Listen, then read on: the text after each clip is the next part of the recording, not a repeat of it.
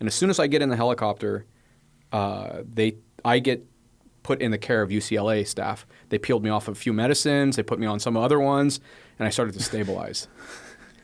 And I started to improve.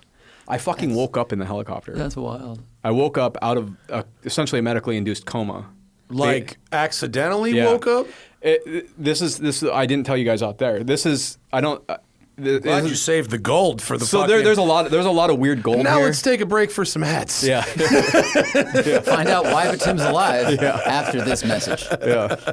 Hey folks, welcome to the Smoking Tire Podcast. Today's episode of the podcast features my old friend Betim Berisha, who's got a hell of a story to tell. He just survived a massive heart attack, and the story is crazy. We also talk about our feelings on electric sports cars, Pikes Peak, sustainable fuels, how we're going to turn into the old men who like gas cars, and we have a lot of great Porsche questions. So we love Betim, and BBI Autosport is an excellent resource for modifying your modern 993 and up Porsche. Check out BBIAutosport.com. But for today, let's get into the show. It's Betim Berisha on the Smoking Tire Podcast. Happy motherfucking Friday. Happy Friday. Happy Friday. Every bit of content that the audience has heard to this point was recorded before I went on vacation. So it's been a while since I did a show. Welcome back. Nice to see you. Yeah, right? Yeah. I recommend Florida for 4 days a year. What part of Florida were you at? We went to the Keys. Went to which is all right. It is a Jimmy Buffett song down there. I love it the whole time.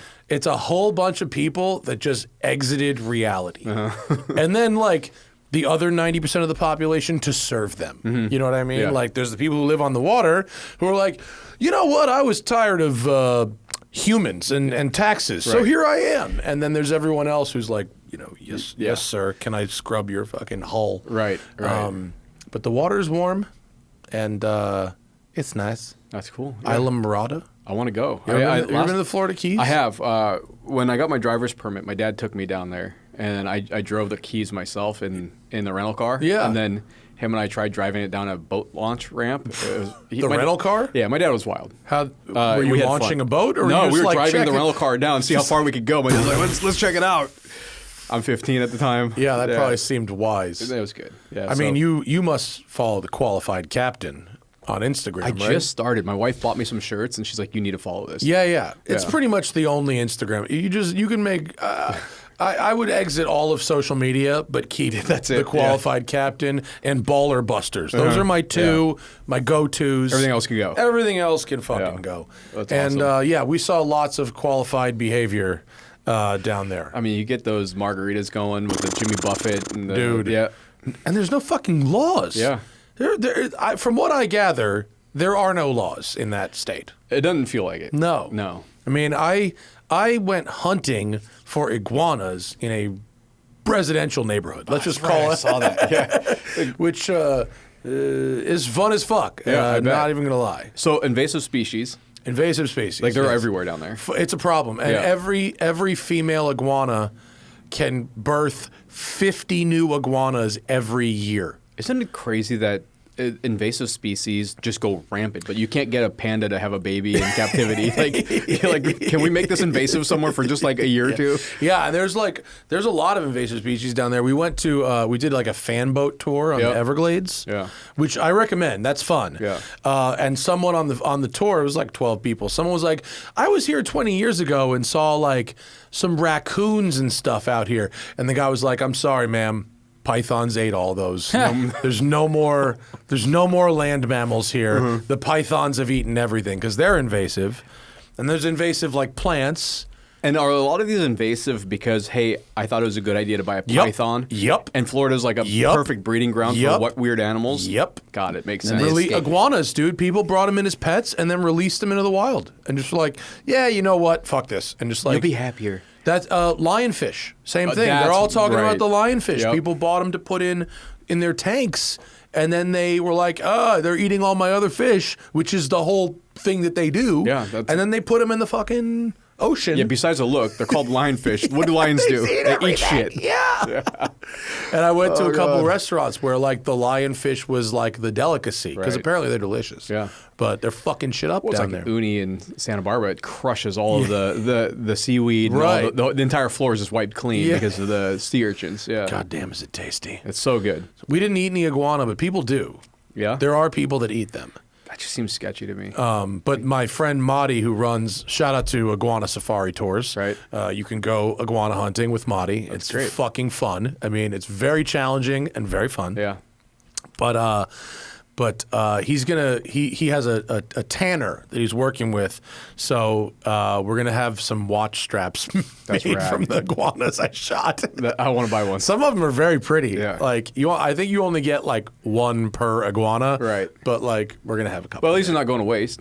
Not totally to waste, no. Yeah. And they took the rest of them and they feed other things with them. Got it. They're apparently not delicious. Some cultures eat them, but like Madi was like, yeah, they're like not very good. Yeah. Go get chicken. Yeah. Yeah. I was like, you ever have alligator? Yeah. It's great unless Florida. you've had chicken. Yeah, I've had You've every type of meat ever in Florida except for iguana. But you go to Florida if you want to eat crazy meat. Every year we go to Sebring. Like, cool. I want to try Yeah. just alligator, Iceland shark. also. Yeah, Iceland, shark and horse. Yeah. They eat in Iceland. Yeah. Didn't you eat horse in Iceland? I did. Was it good? Tasted like a sirloin. Yeah. Didn't do anything for me. Okay. Yeah, but it's there. Lean. I'm going. Yeah, super lean protein. I'm going to Finland on Monday, and someone was like, "Oh, while you're there, try the reindeer." I'm like, okay. We'll ask about that. Which one?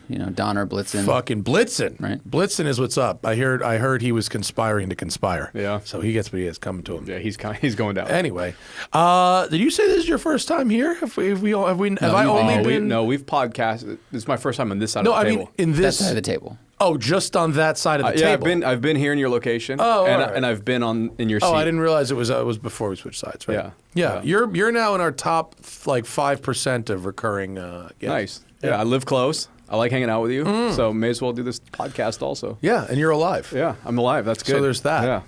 You're almost not. Right. I really wish you didn't just tell the goddamn story while we're eating salads. I could tell it again. This is I why. had my mouth full. This is why that I knew when I ordered the salads that this was dangerous. This was going to happen. I didn't know if we would tell that story on the show. Don't so give that's why I let away. it You go. never give away what we can sell. That's the number one lesson from the film The Great White Hype. You weren't paying attention anyway, so we can do it I was again. trying to not pay attention. You're like, shut up, stop I'm talking. like, shut the fuck up. Yeah. This is the podcast. We're Yeah. doing it now, but there's no microphones. Right. Yeah. So like, Stop talking. So like, I don't know. A couple weeks ago, I was in Rancho Santa Fe, and I saw my friend Jennifer Nicole. Yeah. And she was like, "Did you hear Betim had a massive heart attack?" And Yeah. I was like, "No. What the fuck?" That's because I didn't tell anyone. That's because you didn't tell anyone. Right.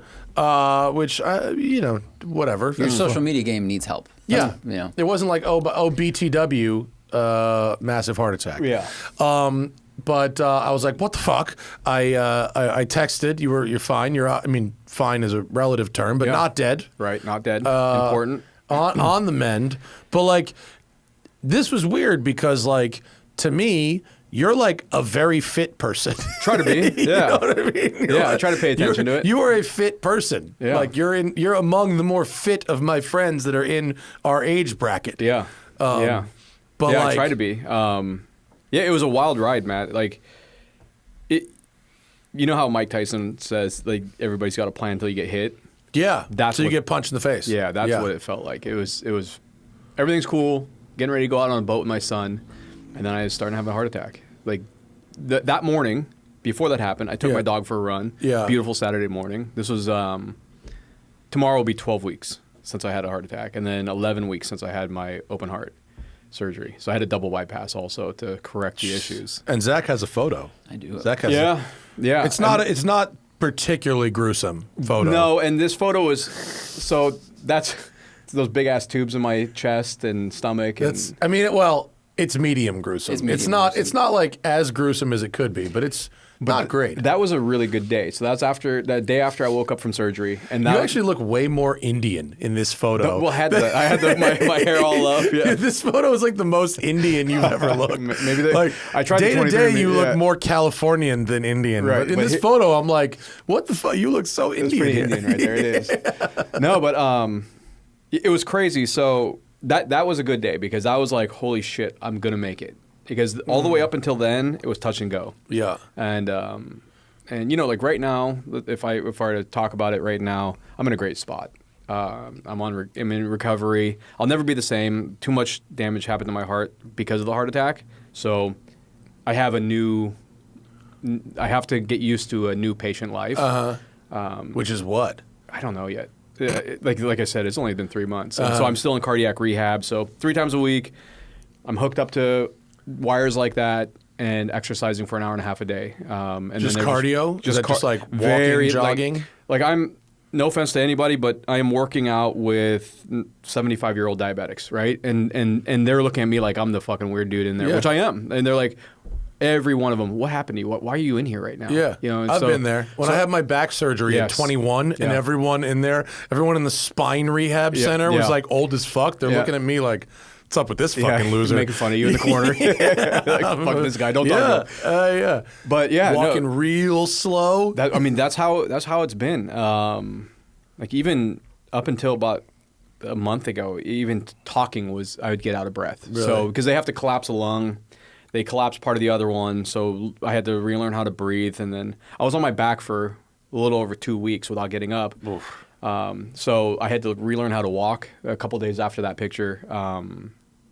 There was a lot of like mental damage because of what you put the people around you through. Like my wife, she was such a beast, such a rock through the whole thing. My dad, but I told them, I was like, I don't want anybody here. I don't want my mom. I don't want anybody who's going to be upset to see me like this. Let me get through it. Let me do this on my own. You stay here, mom, or my wife and my dad, because they're both keep a real cool level head on them. And that's what I need around me. Like I in dramatic situations or wild situations, I have a weird ability to be able to calm my head down and just think through things, process it.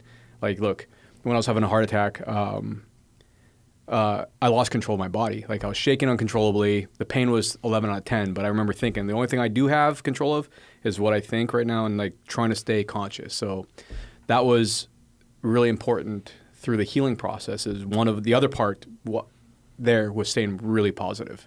Because how do you stay really positive while you're having a heart attack? This bed is comfortable, I gotta tell you. Well, it's more like it's a real nice day. It's more grape juice. It's more like pretty good. It's more like I kept imagining what the recovery would feel like. I kept imagining getting out of there. I kept imagining what it's like going to be home again. So that kept me focused on that, and I'm like, this shit will pass. I'm going to get through it. I got through every other hard fucking thing in my life. I'll get through this one. But I didn't know at the time. Sorry. Yeah, no worries. I didn't know at the time how bad it was. So in chronological order, Saturday morning, I was going to take my son out with my neighbor. They have a couple kids and a boat in the harbor in Huntington Beach. So we drive there. I felt something on the drive, very, very faint, very weird. I'm like, nothing. Drank some water. I was fine. And keep in mind, like this is what I said. I just got done with running my dog. Everything was a beautiful day. Get down there and I'm helping him take the bow cover off the boat and unsnap everything. And I'm like, I'm kind of out of breath. And so I'm sitting there. Take the bow cover off, put our bag in the boat, and I was like, I just got to sit down for a minute. And I remember feeling uncomfortable. I was like, this doesn't feel right. I'm starting to get more and more out of breath and more labored to do anything. So I just stopped for a second. I told my son, I'm like, hey, we can't go out on this boat. But I was still battling with it because I knew he really wanted to. He's 7. And so I said, Dad needs your help. I'm feeling something that I haven't felt before, and I don't like it. So why don't we go out on the boat later, but let's go home. And it got weird because I had a really light bag, just a couple extra sweater and everything like that. And I had to take a knee 3 times walking up the dock, about 50 yards. I'm like, what the fuck's going on? And I was like, shit. So I get in the car and I'm still out of breath, but I'm still keeping it together. Drive out of the parking lot on the way, and then it just starts hitting hard. Also, my heart starts pounding, and then I can't catch a breath, right? I'm like, what's going on? It's not getting any easier, and I'm relaxed right now. And then it went from like in about a 30-second period from like this is manageable to holy shit, what am I doing behind the wheel? And I told my son, I'm like, look, this isn't going to be good. We may have to pull over, but talk to me, sing to me, keep me going. And I remember so I called my wife. I'm like, hey, I need you in the front yard. I'm coming home. I'm only about 5 minutes away from the house. So the harbor is like 10 minutes from my place. Get there. What I should have done, and everybody's going to be like, you fucking idiot. I should have called 911. The furthest thing from my mind. And I don't know why I didn't even think that, but I was just like, I just got to get home, get my wife in the car, and take me to the emergency room. Because I thought at that point there still might be a chance that maybe I'm having a panic attack. Because I've never had one of those. So I was like, maybe. Oh, I have. It feels like every time I've had one, and I've had a bunch. Right. I absolutely think I could be having a heart attack. Like you're considering it, 100%. right? And that's so 100%. I've read about that a lot. A lot of my friends have had that. So I was like, fuck, it's like maybe I'm stressed out. I just don't know it. I got to work through some stuff. But there was a chance that I was having a panic attack. So I called my wife. I go, I'm either having a panic attack or a heart attack. But whatever it is, I don't want to risk it. Meet me in the front yard. We're going to trade seats. And by the time I got there, I was at the light in Golden West and Edinger. And I started kind of like, I was like, stay awake, stay awake, stay awake. Yeah. And I was like, got to get your boy safe, right? So got home, swapped out. She's like, what the fuck's going on with you? Yeah. And by that time, I started sweating profusely. And when she got in the car, I could start feeling the pain creeping up my arm. I'm like, fuck, this is a heart attack. And she's like, there's no way. And I'm like, yep, it's happening. Folks, we got to take a quick break for our sponsor, BetterHelp. And this show is sponsored by BetterHelp. They're one of our favorite sponsors, and they provide an amazing service. I have been the beneficiary of talk therapy, right? Also known as just therapy, mental health care for the better part of 2 decades. And you might need it too. Maybe you have an actual issue like depression or anxiety or even something more severe, or maybe you just need, or someone in your life needs, a way to talk through some things that are going on in your life. It could be a financial situation, relationships, family. It can be stressful, particularly around the holidays. So whether you're gifting BetterHelp to yourself or someone in your family, you might really benefit from this. And it's helpful for learning positive coping skills, how to set boundaries, empowering you to be the best version of yourself. It's not just for those who've experienced major trauma. So if you're thinking of starting therapy, give BetterHelp a try. It's entirely online. It's designed to be convenient, flexible, and suited to your schedule. All you have to do to get started is fill out a brief questionnaire to get matched with a licensed therapist. You can switch therapists at any time for no additional charge if you feel it's not working out with that person in particular, right? And in the season of giving, give yourself what you need with BetterHelp. So go to BetterHelp.com/smokingtire today to get 10% off your first month. That's BetterHelp, HELP.com/smokingtire to get 10% off your first month. We are also brought to you today by Omaha Steaks. You could think of this as meat therapy, right? In the absence of regular therapy, meat therapy will get you there. If I'm feeling sad, Omaha Steaks in the freezer, that will certainly help.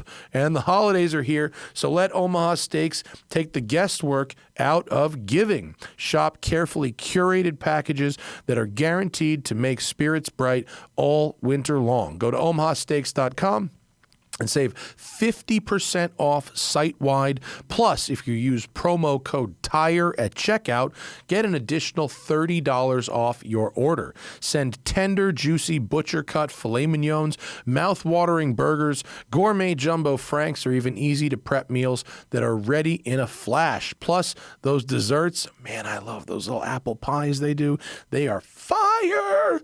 Omaha Steaks is ready to ship your order right away, so shop early and beat out that shipping rush. Go to omahasteaks.com. Use promo code TIRE at checkout.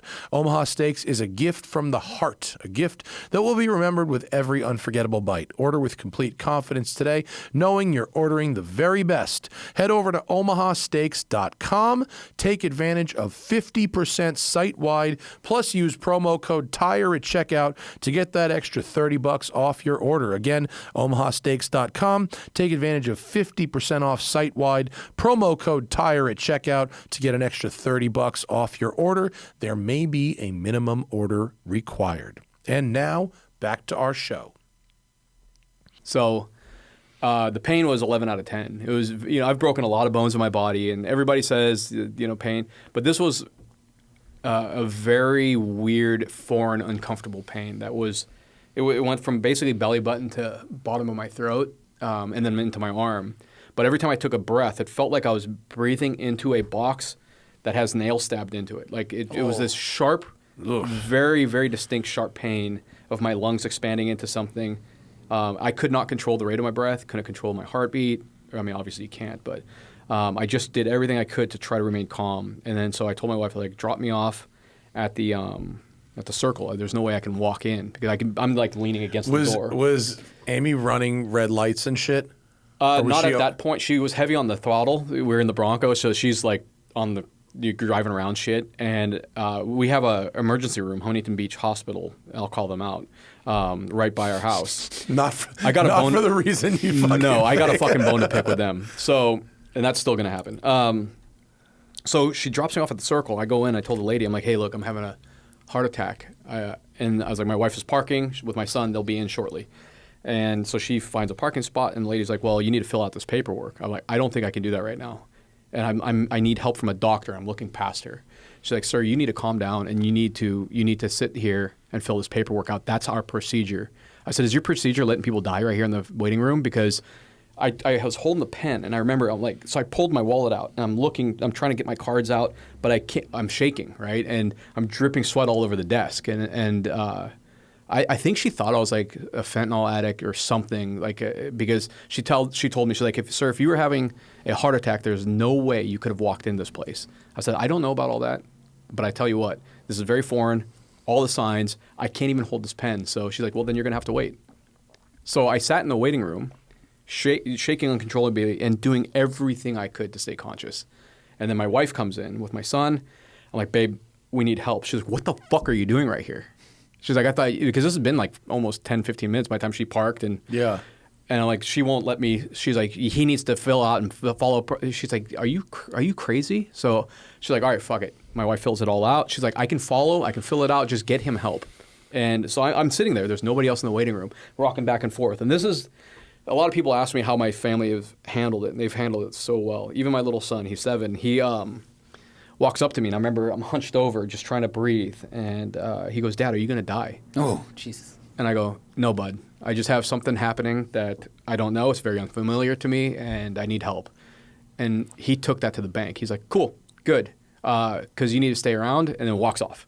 Like, that was the last time he was worried about it, which was, like, I don't know how to look at that. The way calm as you are. The way I looked at it was he trusted my word that much. Yeah.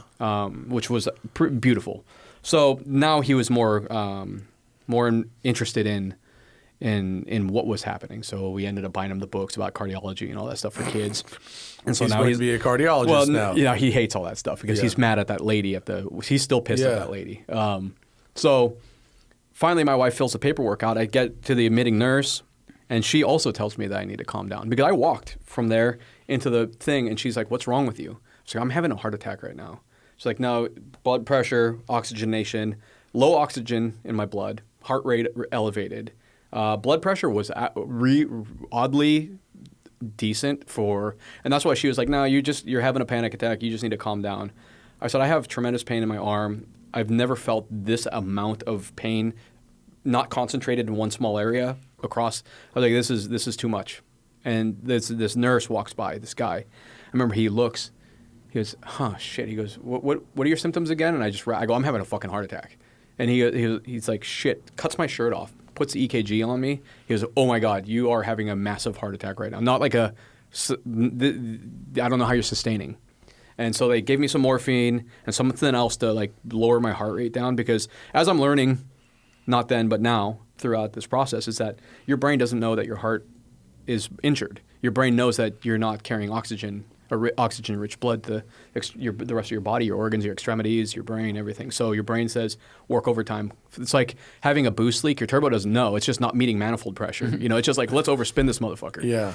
And so what was happening is that I had and I'll get into this later, but so they call another ambulance they're like, we can't handle this type of trauma. So another ambulance picks me up, takes me to Fountain Valley. Fountain Valley, I mean, by the time I get there, like everybody's remaining pretty calm. I'm pretty calm. It's just I'm like, okay, I can handle this level of where we're at currently.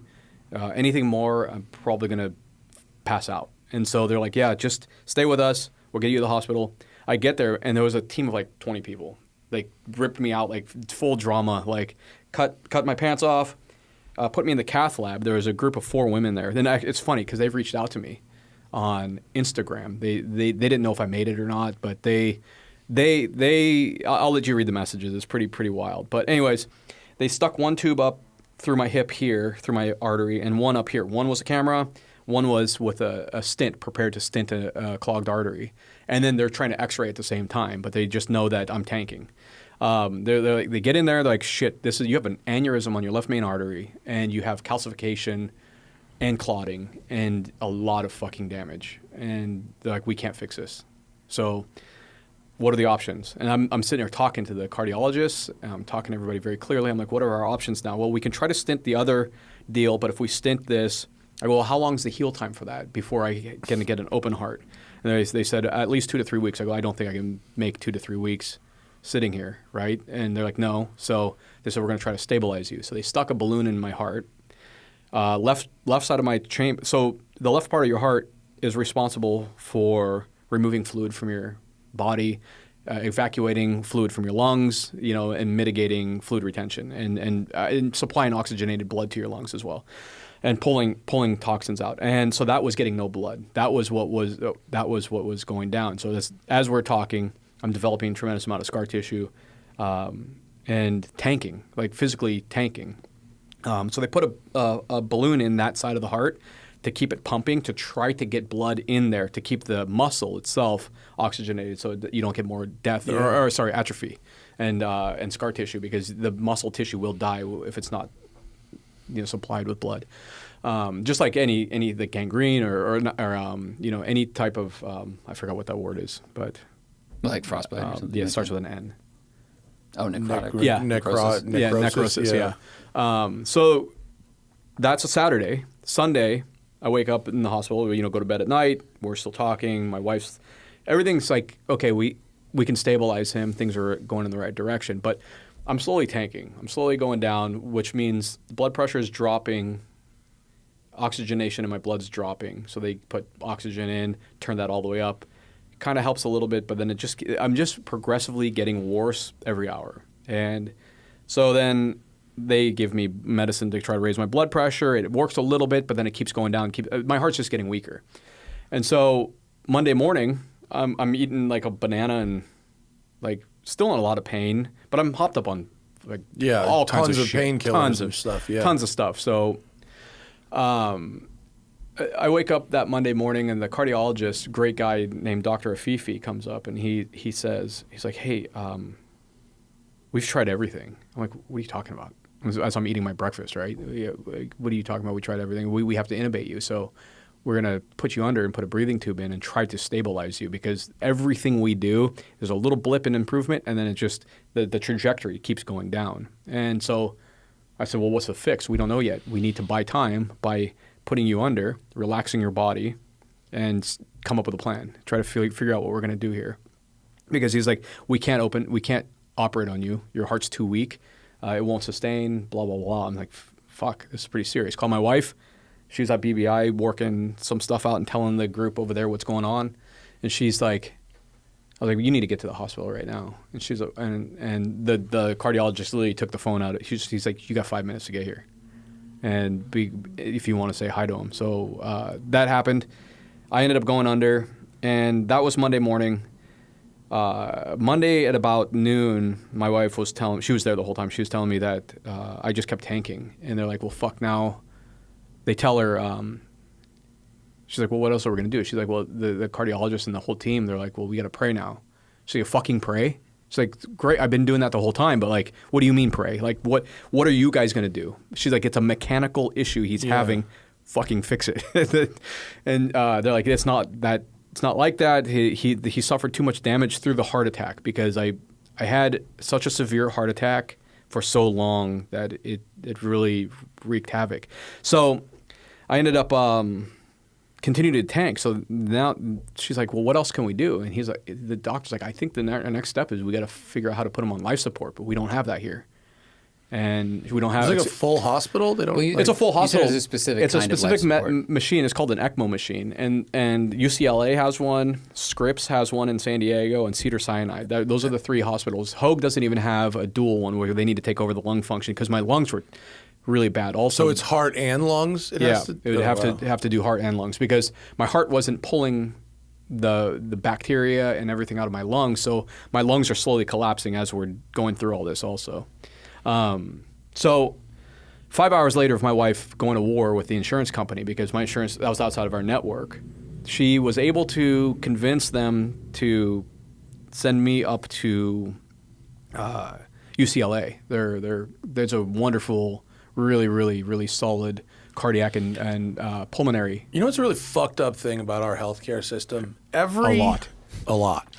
Every time I interact with a friend or a family member that has a very serious problem, whether it's what you're describing, a heart attack or cancer or whatever, if they don't have a really strong advocate, a partner, a wife, a parent that's literally like hammering the system, that's ready to come in with a knife. And, they don't get cared for shit. Isn't that crazy? It's crazy. When John was dying, my brother-in-law, his wife, Jillian, fucking, if she wants to be, she's a fucking hurricane. And she will fuck people up. Oh, yeah. And if she didn't regularly raise absolute hell, he wouldn't have gotten the kind of care that he ended up getting. You know, it's just, I hear this shit over and over. If you don't have that advocate going to war, you die. 100%. You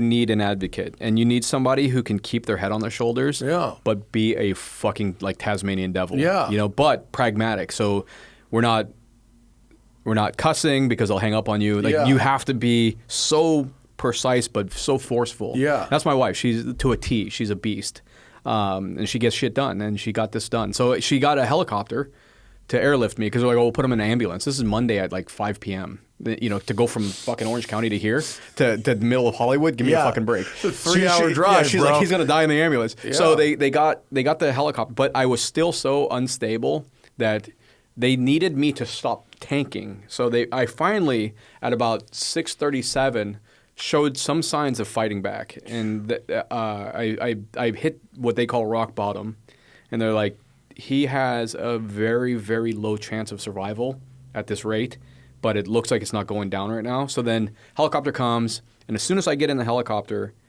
I get put in the care of UCLA staff. They peeled me off a few medicines, they put me on some other ones, and I started to stabilize. And I started to improve. I fucking woke up in the helicopter. That's wild. I woke up out of essentially a medically induced coma. Accidentally woke up? This is I didn't tell you guys out there. This is I don't. Glad you saved the gold for the. So fucking... there's a lot of weird gold. Now here. let's take a break for some hats. Yeah. Find out why Betim's alive after this message. Guys, we got to take one more break from the action because today we're supported by Crowd Health. You know what stinks? Health insurance. Health insurance companies that profit off of not paying your bills. It's a perverse incentive. Did you know that 48 million claims on Obamacare last year were denied? That's 1 out of 5 claims getting rejected. Do you want to take that chance? Health insurance stinks. It's confusing, it's expensive, and it's frustrating, but there's a better way. Welcome to the alternative. It's Crowd Health. Crowd Health was created to get rid of the headaches of health insurance. For $175 for an individual or $575 for a family of 4 or more, you'll get access to a community of people willing to help out in the event of an emergency. You'll also get telemedicine visits, discounted prescriptions, and more. All this without doctor networks getting in the way. So let Crowd Health help with your healthcare needs. You can get started today for just $99 a month for the first 3 months if you use code TIRE to get the healthcare that you deserve. Crowd Health is not insurance, but you can Learn more at joincrowdhealth.com. That's joincrowdhealth.com and use code TIRE. So I've always had this weird Trying thing. to stay healthy, Factor meals are for you. Athletic Greens. This AG1. This fucking AG1 will get you going. Maybe if man. they didn't inject. No, I'm just Right. No, it's so I've always had this weird thing, and my wife. It's a joke between my wife and I. Fundamentally, I don't like helicopters. I don't like what they stand for. They're like physically, they're trying to bend themselves in half the whole time. You have a counter rotating blade pushing an opposite Most people force. are like, they crash a lot, and you're like, here's a real scientific reason. Yeah, to think and so this is shady I've as never been in a fuck. helicopter ever. They're shady. They're shady as fuck. Yeah, they're shady. They're like just some crazy asshole invented it way back in the day, and people are like, cool, that seemed to work. Let's do more of that. Scares the shit out of me. So I remember very vividly me being in a helicopter, and I was like, motherfucker. And and it kind of was like an internal joke for myself. But I was slowly waking up, but I was under so much medication, I couldn't open my eyes because I think they're taped, and they apparently wrap you real tight, for transport. Yeah. I couldn't even wiggle my toe because the pain was so insane. All I wanted to do is try to tell them to give me more of whatever is there. Yeah. I want out. I want to get knocked out again. But I woke up. Oh, that's not great. No, so that I had to, and I remember so vividly listening to them talk to each other. They were so polite with each other, so nice, and I can hear them talking. I can hear the thumping of the fucking helicopter. And I was like, son of a bitch. But you can't communicate back. I can't even move my fucking toe. I couldn't even. I remember I could feel the bed. My feet were like this. Yeah. I could feel pressed against it, but I couldn't even tap my toe. I remember thinking, I'm like, this is full paralysis. I assume you had a tube in your mouth, right? Yeah, so you couldn't talk. I was tubed, taped, Yeah. and I think my eyes were taped. That's why I couldn't open an eye. I woke up from anesthesia once, like So accidentally. this is, yeah. It's fucking. I was just getting my wisdom teeth out. Could you We're not talking about heart attack, but I could see Yep. and I could hear, but I couldn't speak or move. Same shit. It was fucked up. So you know. I know. That's what happened. It was fucked up. Yeah. Like really, and as soon as the fucking doctor noticed my eyes were open, Yeah. I could see the panic in Oh, fucking fuck. his eyes. Yeah. And then I was back out again in 5 seconds because he was like, "Hey, Yeah. But like, I feel your pain on this one. But I couldn't like, communicate that No, because no, it's in, So in a helicopter. Okay. Yeah. I'm glad you. That's not I'm glad good, you know. But I because understand how that feels. Fucking It's crazy. Fucked up. Crazy. Yeah, and yeah. it burns such a sharp memories timestamp Yeah, in your head. I'll never forget those Yeah. 10 seconds Yeah. as long as I fucking live. I Yeah. woke up with he had to break my wisdom tooth to get it out. Yeah. And I woke up to eyes open, crunch. Oh my God. That's what I woke up to. That's the It was fucked up, dude. And you can't fucking move. Nope, couldn't And you do can't anything. communicate. Just Look, fucking you're like looking wide-eyed, at- yeah. wide-eyed, like somebody noticed my fucking eyes. Yeah. Yeah, no, Oh, okay. yeah. So, So, back okay. to the helicopter, but I feel you on this. Yeah. This is fucked up. So that happened. I finally go back under. Get to the hospital. My dad's waiting for me there, and he says there was like a team of. They're all waiting, right? They're Yeah. like, we got a bad case. I get in there. He said the surgeon. Could any of your family go? Could Amy go in the helicopter with you? No, or nobody? nobody. So they're sitting in traffic on the fucking 405. My wife, my dad, my dad left before I left, so he's like, okay. fuck it, I'll get up there. My Yeah. dad was up there like an hour and a half earlier because Oh, he didn't okay. know that I He wasn't didn't know- stabilizing. Right. Okay. And so the helicopter's just waiting for me, sitting up it's there. like a Top Gear race. Yeah, it was. He beat me. Did he take a Veyron? Hammond is having a heart attack, but we Yeah. have to stabilize him before the I'll leave now in Yeah. a Jag. Yeah, so he beat me. He said as soon as he got there, he finally felt better because he saw the way the people were reacting. As soon as I got in, the doctor looked, and I had like a rack of fucking drip. Like I have scars here. I had a what's called a swan where they go in through here. It was permanent. I had a permanent here too in my.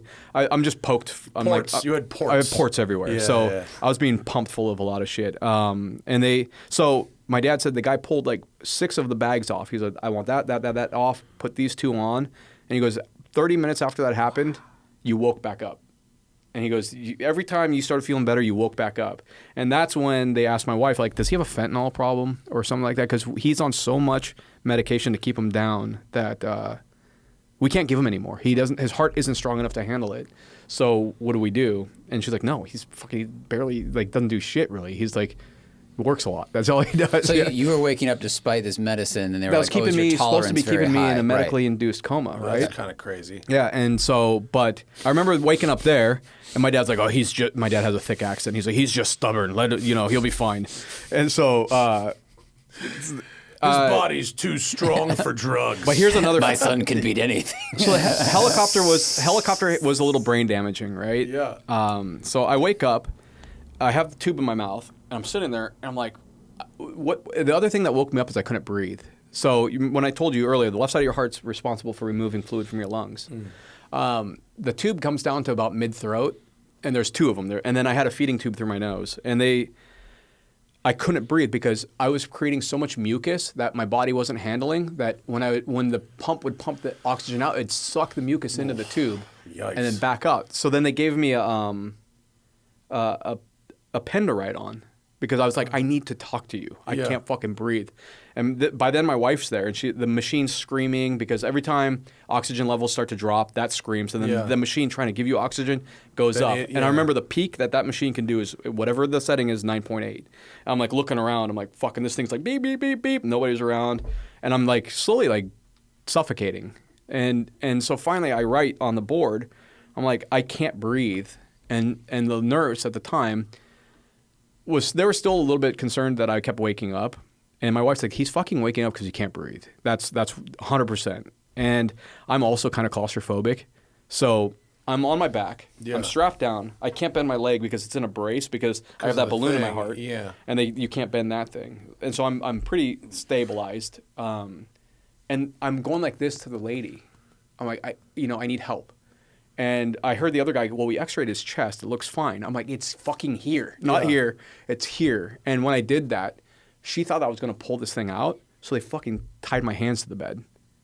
Jesus. So I'm sitting there. This is in the middle of the night at this point. I'm sitting there, can't breathe, supposed to be knocked out. And my hands are tied. I remember pulling on them so hard, I damaged a bunch of nerves in my arm because I was like, I don't like being that was the very fucking limit of what I think I can handle mentally without breaking down. That was the fucking bit. And so I remember thinking in my head, that was the first time I was like, fuck, maybe it'd be easier to let go. But I was like, nope, got a kid, got because I was it was fucking with my head quite a bit. I was like, nope, I have more life to live. I'm going to keep fighting, keep being positive. And I just kept saying, fuck, this will pass. You've been through a lot. This will pass. You'll get through it. You get through it. You get through it. And that's what, like, every step of the way along the way, it was like, through that process was minute by minute, fight, right? And so that was 18 hours of that shit. So that was hard. It's still hard. But so then finally, I started to stabilize enough, and I'm awake, but I still have this fucking... there's all this shit, and I was asking her, please, and finally, the after 12 hours, the nurse changes. The morning nurse comes at 7 a.m., and I was just like this, right, and I told her, I will not pull this out. I need help. I can't breathe, and she's like, fuck. So she gives me a suction tube, and the phlegm was so thick that it wouldn't pull out, and she's like, and so she's like, kind of like telling me, she's like, it's cleared. It's not pulling anything out, but I could feel it like in there. And I'm like, fuck. So I just had to endure it. But I said, don't strap my hands. I promise I'm not going to pull this thing out. I wrote that on the little whiteboard that they had. It was the best fucking feeling when they pulled it out. And I would swear the chunk was like something like this came out with it. Ugh. It was disgusting. And I remember taking a deep breath. I was like, oh my God, I can breathe. And I was like, you guys... I thought it was like 2 days that I was like that. It's probably making it so much worse. Oh, dude. I mean, to be in all that shit and then also not be able to fucking breathe on top and not of being able to communicate. Especially because, like, not being able to breathe is, like, a symptom of the thing also. Right. So if you've got, like, now breathe through a straw, like, of course. That's getting clogged with your own phlegm. Yeah. Because your heart's not working right. Yikes. Right. So that was shit. And so, but I tried to keep a cool head. I tried to stay, like, look... I was like, no, you have no other fucking option. You're in this right now. You have to go through it. So you can either go through it panicking or you go through it calm, minute by minute. Mm-hmm. So that's what I did. So 2.5 weeks on a hospital bed. Otherwise you can spin yourself into like a panic attack, make your own. Like I say this so much now, when you don't have the option to control your surroundings and they're in control of you, the only thing you have left is your mind. Mm-hmm. And that's like, that's it. So, so then that was like Tuesday. Wednesday, I start to stabilize and I'm awake. I'm just like waking up, going to sleep. They reduced all of my medicine. I'm awake now, right? Talking to my wife, joking with her, like, we're going to get through this shit. I started getting real constipated because I haven't shit in like, fuck it, it's almost a week now. Yeah. Yeah, and the opiates are, that was horrible. And so I'm eating prunes and trying to do all that stuff. The staff was awesome there. Everybody was great. Everybody was great. Hey, was it UCLA you said? Or Yeah, Cedar UCLA. Okay. And so they come to me on Thursday like, hey, look, if you can continue this path and stabilize, I'm like, I'm out of, great. Yeah, like I don't know how to make it better or worse, but I'll do whatever you guys say. We can then perform surgery on you by Saturday. I'm like, yes. So that puts me at a week, right? From heart attack to recovery. Oh, by the way, they had to me twice. No way. Once, not because I went into cardiac arrest, once because my heart just started fucking going random. Oh, AFib. Yeah. And I told my wife when I was sitting there, I was like, come here, give me your hand. She puts it on there and she like pulled it back. It felt like gravel. Like felt like my heart was pumping gravel through it. And she was like, that's fucking disgusting. Because I think your heart rate, it goes to like 210 or some crazy number and it can be like a runaway train. My dad has that genetically, and 2 years ago, he had to stop by. He's an ER doctor, and he had to go to the hospital to get shocked, like on his way home. And he's like, "Yeah, how's it going?" I'm like, "What? What is this?" He's like, "Yeah, that's what they do. Yeah, they reset you with like a it's like the paper power clip. button. You go click real quick. You're like, hopefully the computer fires back up. Yeah, so that happened a couple times. Were you awake for that? Yeah. It was not at that point. I've had so many holes in me and and so many like weird things happening, and the pain and like trying to breathe and like the whole anything at that point. At that fucking point, anything was better than not being able to breathe. Yeah. So that when they zapped you the second time, I was like, cool, fuck, let's do it. Whatever. So then Friday night, everything's good. I'm just trying to be cool, getting real uncomfortable. But then they say, okay, Saturday morning, we're taking you in at 7. So they did perform a double bypass. They thought it was going to be triple. They got in there like, oh, we can do this with double. They pulled this artery out of my left arm. Ugh. Yeah, so it's like they made a cut right here, and then this one under my watch right there, and they pulled a big artery out of there, which is good. It's better than a vein, apparently. It lasts longer. Huh. They said it went well, but they're like, your heart is fucked. Like you suffered too much trauma from the heart attack. And so they're like, your healing process is going to be a long road. One of my cardiologists here in Orange County is like, oh, yeah, you'll be back to normal in no time, and your life is going to be perfect, and you're going to realize how sick you were after 5 weeks. And like 5 weeks, I was like, I can barely stand up still. Like I'm lightheaded just even thinking about moving. So as they did echoes and they looked at it, and they're like, yeah, it's not healing as fast as it should because there's too much scar tissue in there, but now I'm in cardiac rehab. We're paying attention to it, and we're slowly, incrementally getting me further and further. And so that's going well. I don't know what the new version of me looks like, but it's a lot less stress, a lot better eating, I needed to slow down mentally and physically anyways. Yeah. I needed to lose a couple pounds. I mean, I'm down 30 pounds. Turns out a heart attack's a great weight loss program. Yeah. And so, what I didn't need to do is put my family through that and all that stuff, which I wish I could take that back, but That was rude. it was rude. Yeah, I wasn't thinking clearly. You were just thinking about yourself. I know, it's so selfish. And how you need to go to the hospital. But what caused the heart attack is, so in 2018, my wife and I got life insurance because we bought a house in 17, we had a kid in 16, so it's like, Probably a good idea. Yeah, and at that point, I was prepping a Plus, car. Morgan Freeman said so on TV. Yeah, so we better do it, right? Do this. And I was actually at one point going to compete at Pikes Peak. That was been a dream of mine. And then we had our kid, and I kind of backed away from that. But so they take my cholesterol or my blood work, and they're like, "Fuck, you have really high cholesterol for being a relatively healthy guy." And this is, like I said, I could wake up on a Saturday hungover after having a great night out and run a 5K untrained and finish pretty high in my age group. top 10 or whatever in the local runs. Yeah. And I'm like, fuck that. What are you talking about? High cholesterol? Oh, who cares? So I went to the cardiologist. A little bit after that, I didn't pay much attention to it because what I did pay attention to is I went to the cardiologist through my general practitioner because I knew we were building that car for Pikes Peak in 2019, Lucy, and this was about 6 months out. And I knew I didn't have funding, and I knew it was going to be a real mad thrash to get this done. And so I asked her, I was like, how much harder can I physically push myself? Like, mentally, I think I can handle it. But physically, what do you think there is a healthy range? She goes, I'm worried. This is a really weird thing to ask a doctor. Yeah, she's like, I'm worried that you're not actually driving the car. Yeah. You're not an NFL swimming, player. You're not swimming the English Channel. Right.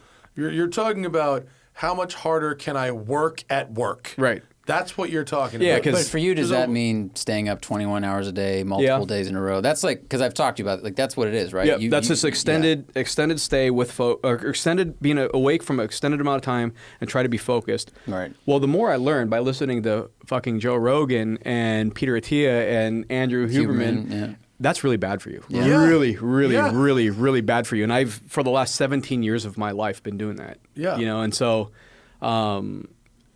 she's like, I'm very concerned that you're even asking that. But you have good insurance. Let's go. So I did a stress test where they put an isotope in you. Dude, hustle culture stinks. It's bullshit. And we can get into that later. But so I get on the treadmill. Everything looks good. And they're like, well, since you're here, let's do a CT scan on your heart. So I'm like, cool.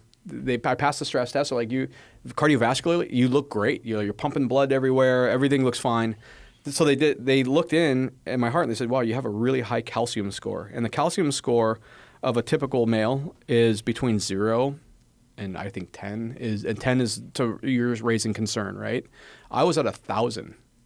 100x. Yeah. So that's he's like, you have a heart of, you have a calcification of like a 85-year-old in your heart. And he goes, that's not the concern. The concern is your left main artery has an aneurysm on it. So this is in 2018, so I knew that. So I'm like, fuck, okay. So they put me on blood thinners. They put me on a statin to mitigate that. I'm like, so what do I do? They're like, well, there isn't enough information on an aneurysm on the left main artery. At that time, I was 38. There isn't enough information on the level of calcification you have. It's not directly correlated to how much actually triglycerides and bad cholesterol you have in your bloodstream. But it's very weird. So we kept going down the rabbit hole of what it was. I was like, well, I'm data, right? I like data. So how do we find out what happened or why this is happening? So they, after all the tests and all the bullshit, every 3 months we'd do, at the beginning, do a CT scan. But you don't want to do it too much because it's a tremendous amount of radiation.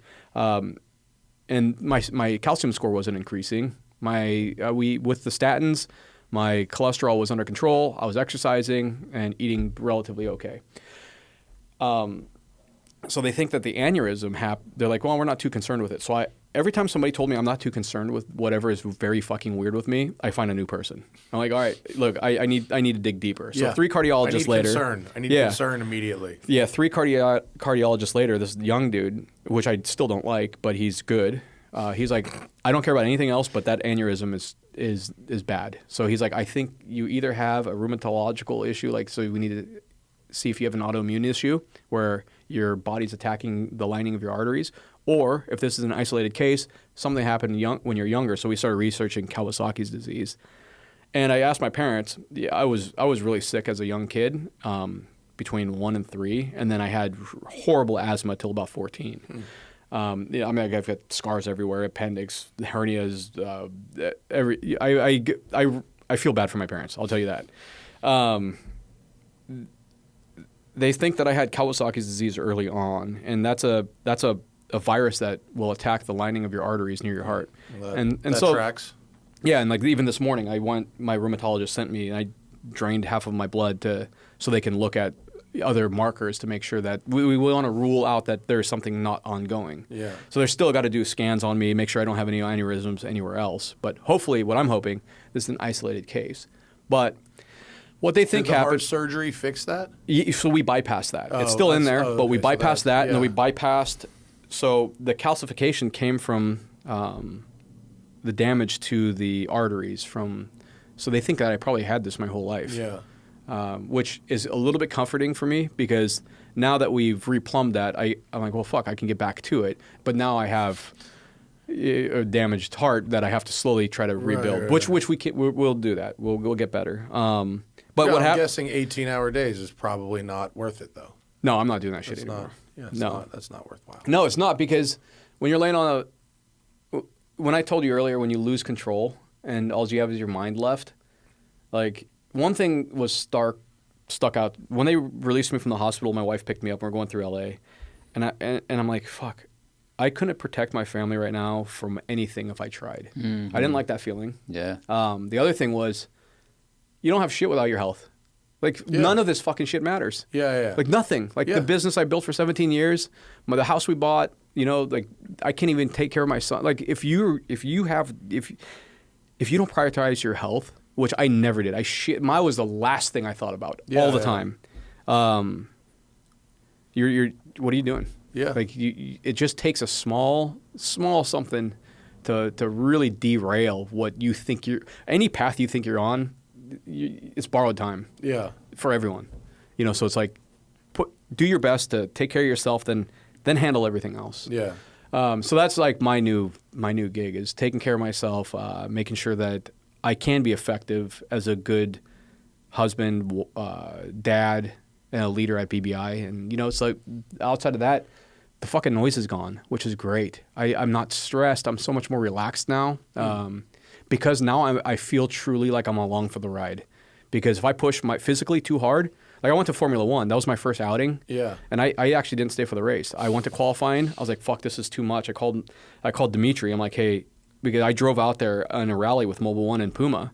And my wife's like, just go. You lived, you got signed off by the doctors. They're like, go. And I got there, and after qualifying, I was so beat up and I didn't sleep very well that night. I called Dimitri. I'm like, hey, I'll buy you a flight, but you got to drive the car home. I'm going to the airport. I'm leaving.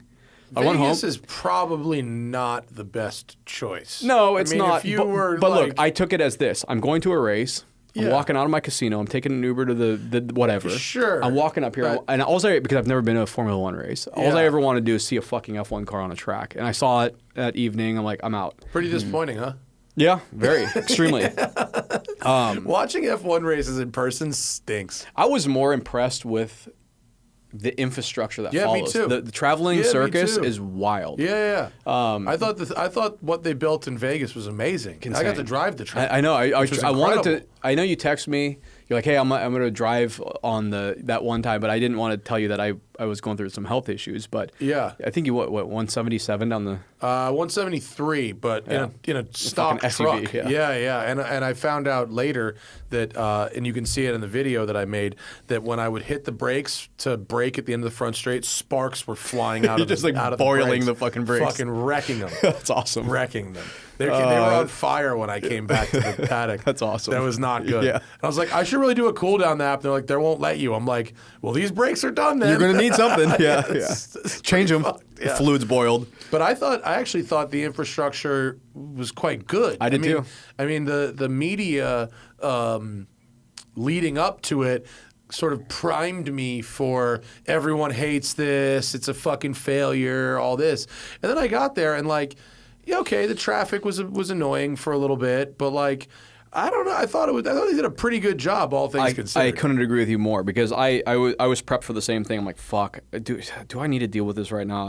I'm feeling like a 30%, and then I got there. I'm like, wow, they actually did a pretty damn good job. And the only people who hated it were the Uber drivers, and I feel bad for them but they would talk a bunch. So when I'm in Vegas, I take taxis anyway. So I take taxis as well. Yeah. But the traffic wasn't as bad. I mean, it was a little annoying, but it wasn't as bad as I thought. Everything was like 10% to what I thought it would be. I mean, so you've never been to a race, but I went to the Monaco Grand Prix once. Oh, yeah. Nice. Which was awesome. Was this when the cars were NA or turbo?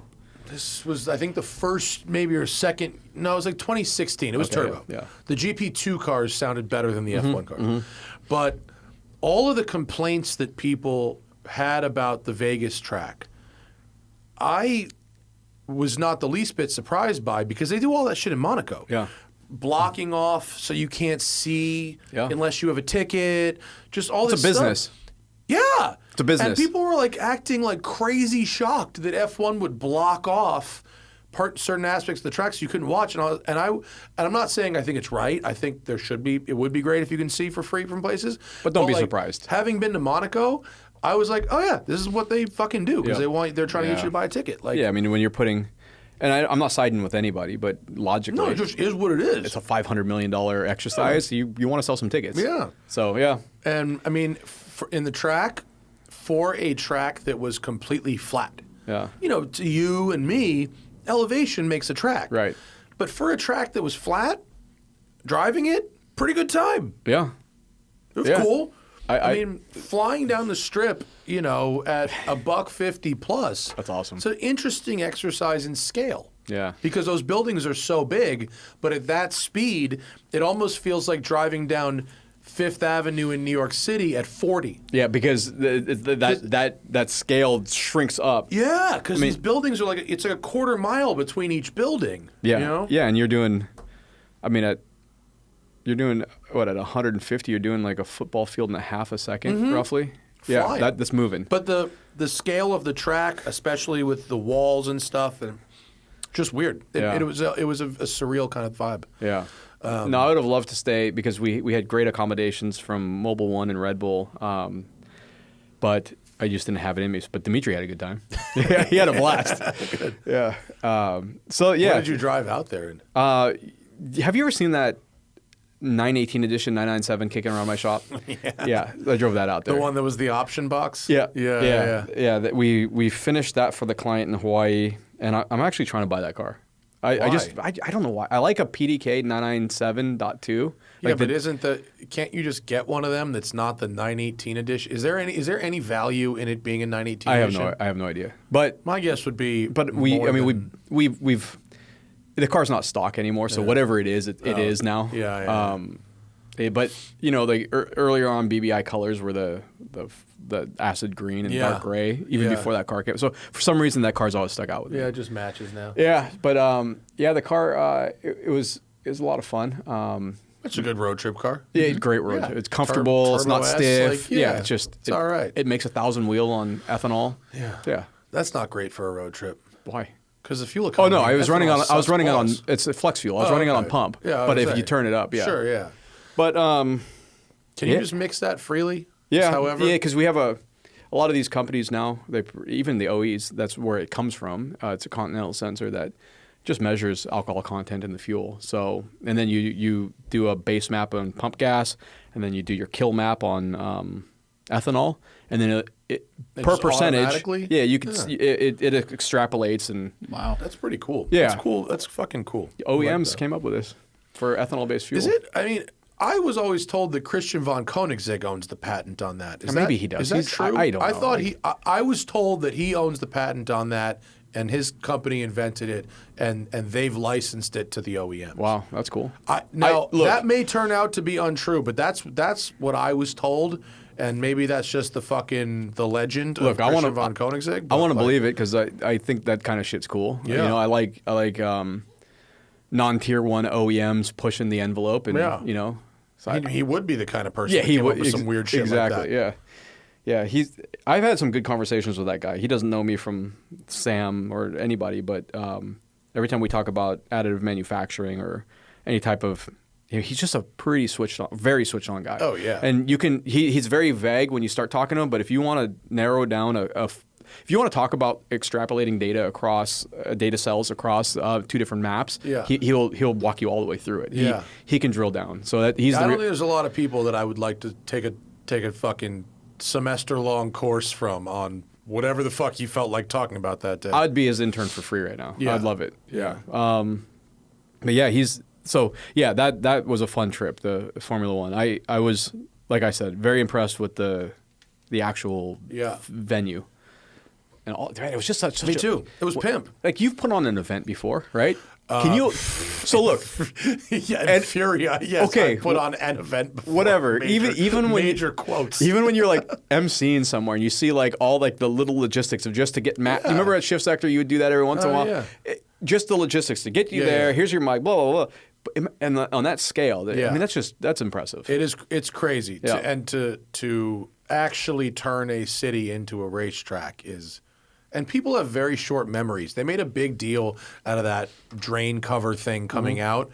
But almost every time they build a street circuit for the first time, something comes out of the ground that they thought was secured. Yeah, you're creating 2 tons of vacuum above a street that's never been driven. Yeah. Not that what happened to that car and potentially the driver isn't dangerous. Right. It is, and it's a good thing that he was okay. Yeah. But like that shit, like you're doing some shit on this road that's never been done. Right. Zach looked like he found some information. I tried to find something about Koenigsegg, and they said that in 2007 he was using an E85 flex fuel sensor in the CCXR for what you were referring to, but I can't find anything that confirms that he invented the sensor, or maybe he just was the first person to start using it. Oh, that makes sense. The first time we ever used it was in 2009. We used one out of a Delphi GM sensor in that car. Yeah, well, they had it in the trucks, the Tahoes and the Suburbans. That's where we found it. I don't think they had it before.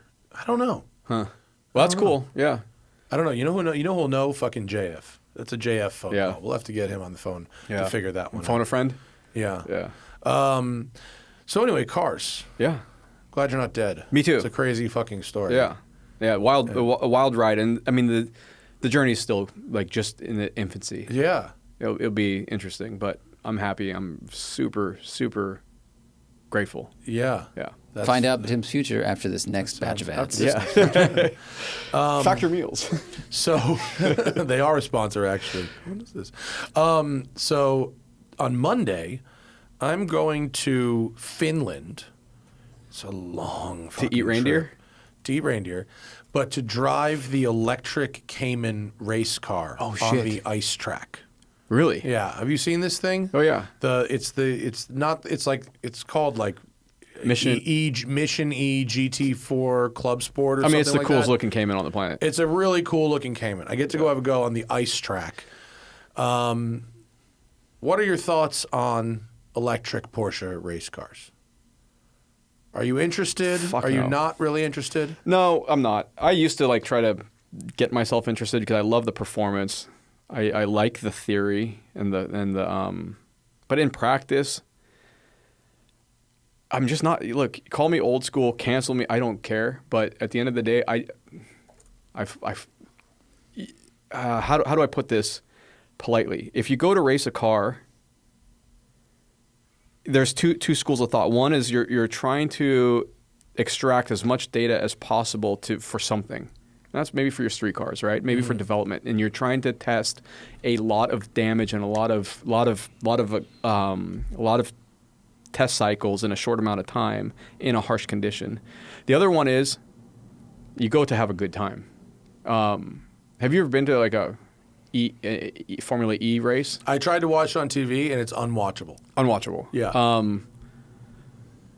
The only one I thought I made was cool, and I will give was the rally cross. Yes, because the rally cross was cool because there's a lot of violence involved. There's a lot of violence involved. They're bashing doors. They're going off of jumps. And the sound of the engine in that particular case is a little less crucial. Well, I think the racing's very dramatic, whereas with Formula E, because I watched a Formula E race in person in New York, and the racing is undramatic, and then you lose the sound. Yep. Yeah. So you're standing there, you don't even know they're coming down towards you until the last moment, and you hear. Yeah. That's it. Yeah, and I mean, to answer your question, I've made the decision very recently that I will be that old dude who's getting left in the dust by the EV movement and all of this stuff. I will, in fact, drive an EV if I can engage, right? And if I can enjoy it. And lie to me. Fucking, that sound that they're doing?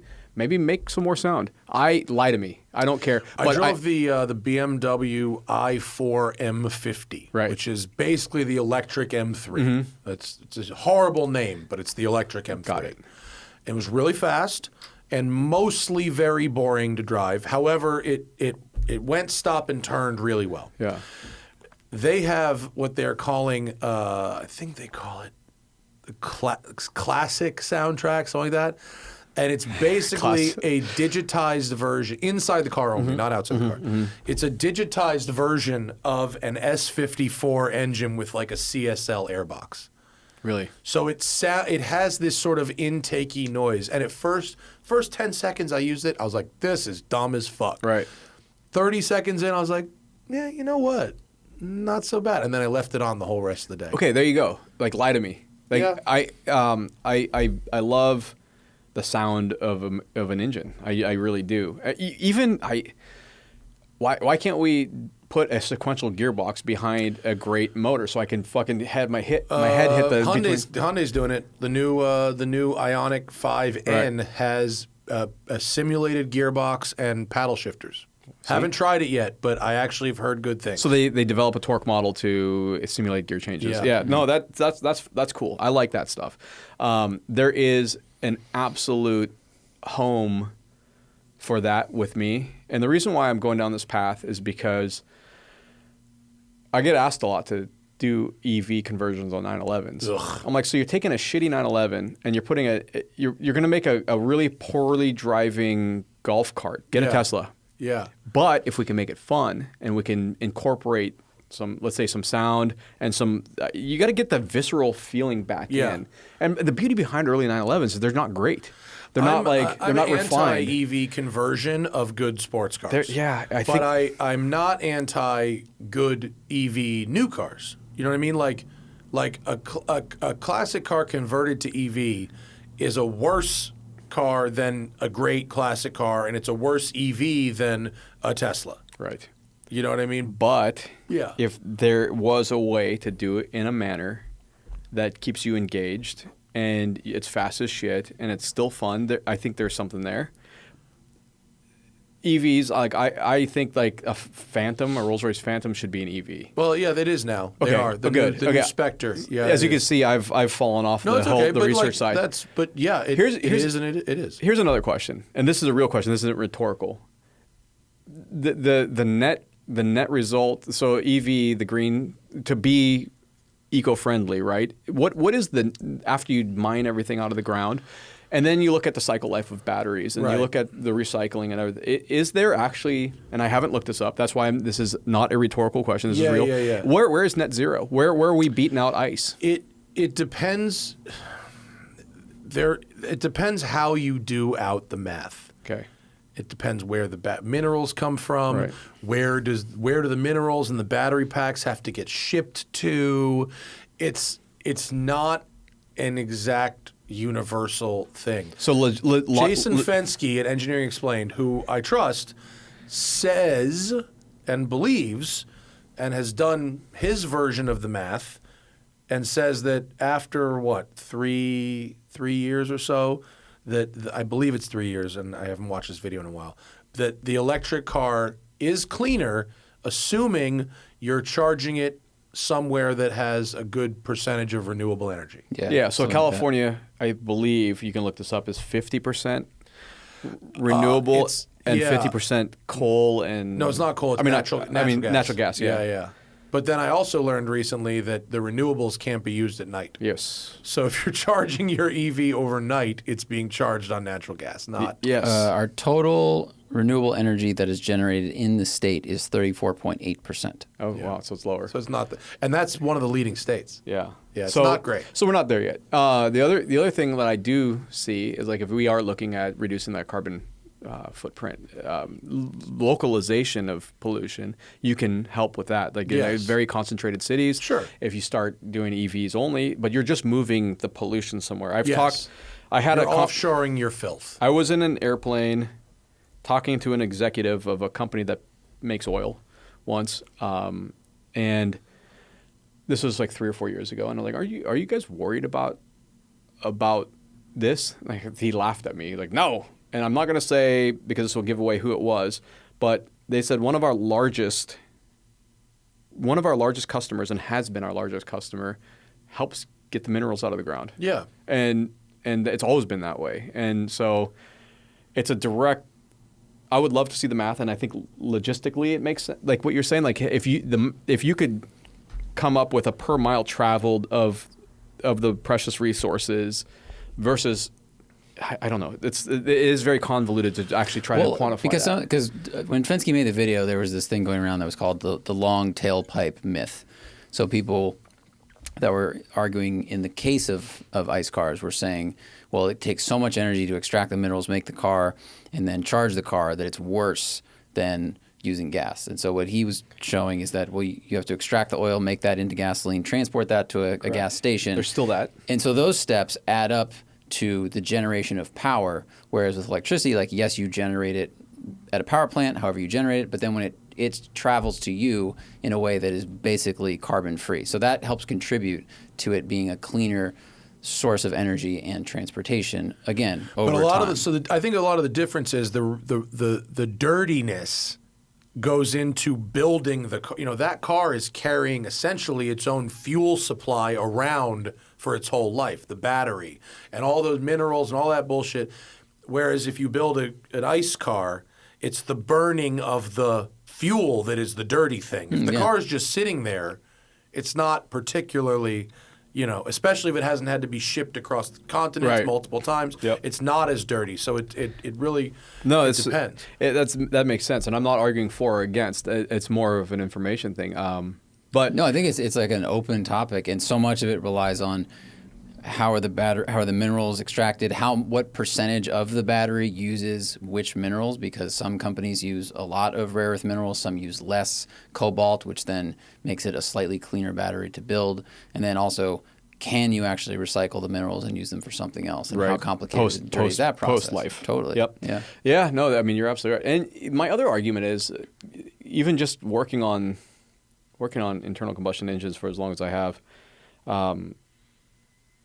I don't think we're even close to seeing the efficiency of these things yet. I think there's so much more, and I think Christian von Koenigsegg spearheads a lot of that with free valve, with a lot of the technologies that he's exploring. I don't with e-fuels that Porsche and Exxon are working on right now that are renewable. You know, all made on I think there's still more to go there, but I don't know if that's going to outpace.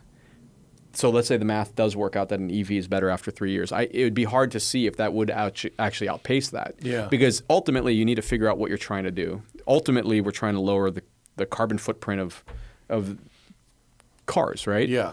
But then you have all of our tankers on bunker fuel out there. You know, it's like So it's like, is there other areas that just don't take away my gas engine? That's all I'm saying. It's like I think a lot of the efficiencies in gasoline engines have been offset by our taste for huge vehicles. Mm-hmm. You know, like if now 60% of the market is trucks and SUVs versus, you know, in the 80s it was 10% or 15%. Yeah. And we've got this massively more efficient engine, but the average weight of the car is 2.5 times heavier. Yeah, it's kind of offsetting that. So it's the taste of the taste of people, the taste of profits, and the fact that, in my opinion, it should be really expensive to buy and drive a huge fucking truck. Yes, in my opinion, and a lot of people don't like to hear that shit, but like. If you're taxing the fuel, you're taxing. I mean, literally, you're using more than your share of fuel. You're using more than your share of weight and rubber on the road, wearing out public infrastructure, stuff like that. You're taking up fucking every inch of parking. I think it should be massively expensive to drive something that like huge. A VAT on it or something like that. Yeah, because you look weight-based. I mean, if the bed of your $130,000 truck doesn't have a scratch in it, then I get it. I mean, I bought a K-truck. I'm putting a Christmas tree in it tonight. Dude, I love a little truck. Yeah. Love a little three-cylinder. Love a little truck. Yeah. And the free valve, for the record, when they did a study on a 1.6-liter turbocharged engine, reduced fuel consumption by 15%. And torque and power went up almost 50%, which is huge. But so you can reduce that power and torque and probably increase efficiency. I mean, that's why I'm saying, like, you got people like Mr. von Koenigsegg who's really, really pushing that side of things. You have Porsche that really wants to hang on to the internal combustion engine because that's why they're investing billion. Last I checked, over $1 billion or something like that. I think they put a lot into the e-fuel thing. But I think that's still a long ways off. Yeah, I mean, but there are opportunities like, and then our infrastructure. Let's say they snapped our finger right now. Like I can't even run my AC in the summer. Yeah. You get browned out, right? So there's a lot of work that we all have to do together, and I think. It's cool because we're in this time where we're watching like the evolution happen. And I know that transportation and propulsion has evolved in the 1900s also, but it feels like this is a bigger shift change than just well, we had gas cars in 1905. Yeah. And then they got better and faster and more efficient and but up to 2000s, it was still like gas is the thing. Volkswagen did a little detour to diesel. But now it's like, well, is it going to be hydrogen? Is it going to be electric? Is it going to be gas? And they're Ammonia. all kind of competing. What? Ammonia is another viable option. I read about that one, but they said it's really problematic. It's very dangerous. Yeah, it's, caustic it's hard to... Yeah. It's super toxic. Yeah. But, you know, hey. But They're trying things. For big ships, I don't know. Like, Well, one thing that I know that ships are doing is they're making them. There's a regulation in California now where you can't burn bunker oil within a certain distance of the shore. well, I wonder what that is. forget what the distance is, but it's measured in miles. Got it. I don't know if it's 10 miles or 15 miles or whatever it is. You have to turn off your bunker, and they have to carry another tank Fuel source. of clean fuel. And that regulation cleaned up the air in Long Beach and San Pedro like overnight. Wow. Someone showed me the chart and it was like, I mean, it was instant. See, to me, that's low-hanging fruit. It's a low-hanging fruit. It doesn't. Totally. It doesn't burn up the infrastructure. Sure, it costs more, and then at the end of the day, we all, whoever's importing something, pays for it. But, you know, that to me is like where we should be looking. I don't know. Yeah. The absolute dirtiest, biggest things, maybe start there. Yeah. Yeah. Just saying. Yeah. To circle back, though, has at your business, are people asking you to modify Taycans? Very lightly. Wheels lower, minor carbon fiber stuff. Okay. I've gotten every single Taycan owner asking, "Hey, have you been able to crack into this thing and give more of this or rain or whatever?" That could be done. We did a project with Honda back. Probably, remember the CRZ? Yeah, I remember that thing. Yeah, we built 3 of those for them. They did one at 25 Hours of Thunderhill. They did one drag car, and I think Busy might have done 1 or 2. Yeah. But the people who were involved on the hybrid integration and the programming of that, I wish I can get a hold of them because those would be the people who to do this. Like they understood that so well, and we're like, okay, turbo's spooling up a little late. Can you give us? Oh yeah, here. It's. I can't imagine anybody with a Taycan who wants it to go faster. I mean, it's just. I think a base. I think the low hanging fruit would be the base model to make it go as fast because they detune some of them with the same hardware. Yeah, right? I'm not sure if it's hardware limited. I just haven't done enough research, but it would be such a focused undertaking to do something without wrecking shop. Yeah. Like torque models are important, and so you don't twist the axles in half. There's just a lot of little things there that, like I said, I haven't even touched the surface of the internal combustion engine for what I think that I'll be able to do here in the future. So for me to switch gears to EV, I'm not the guy for it. Yeah.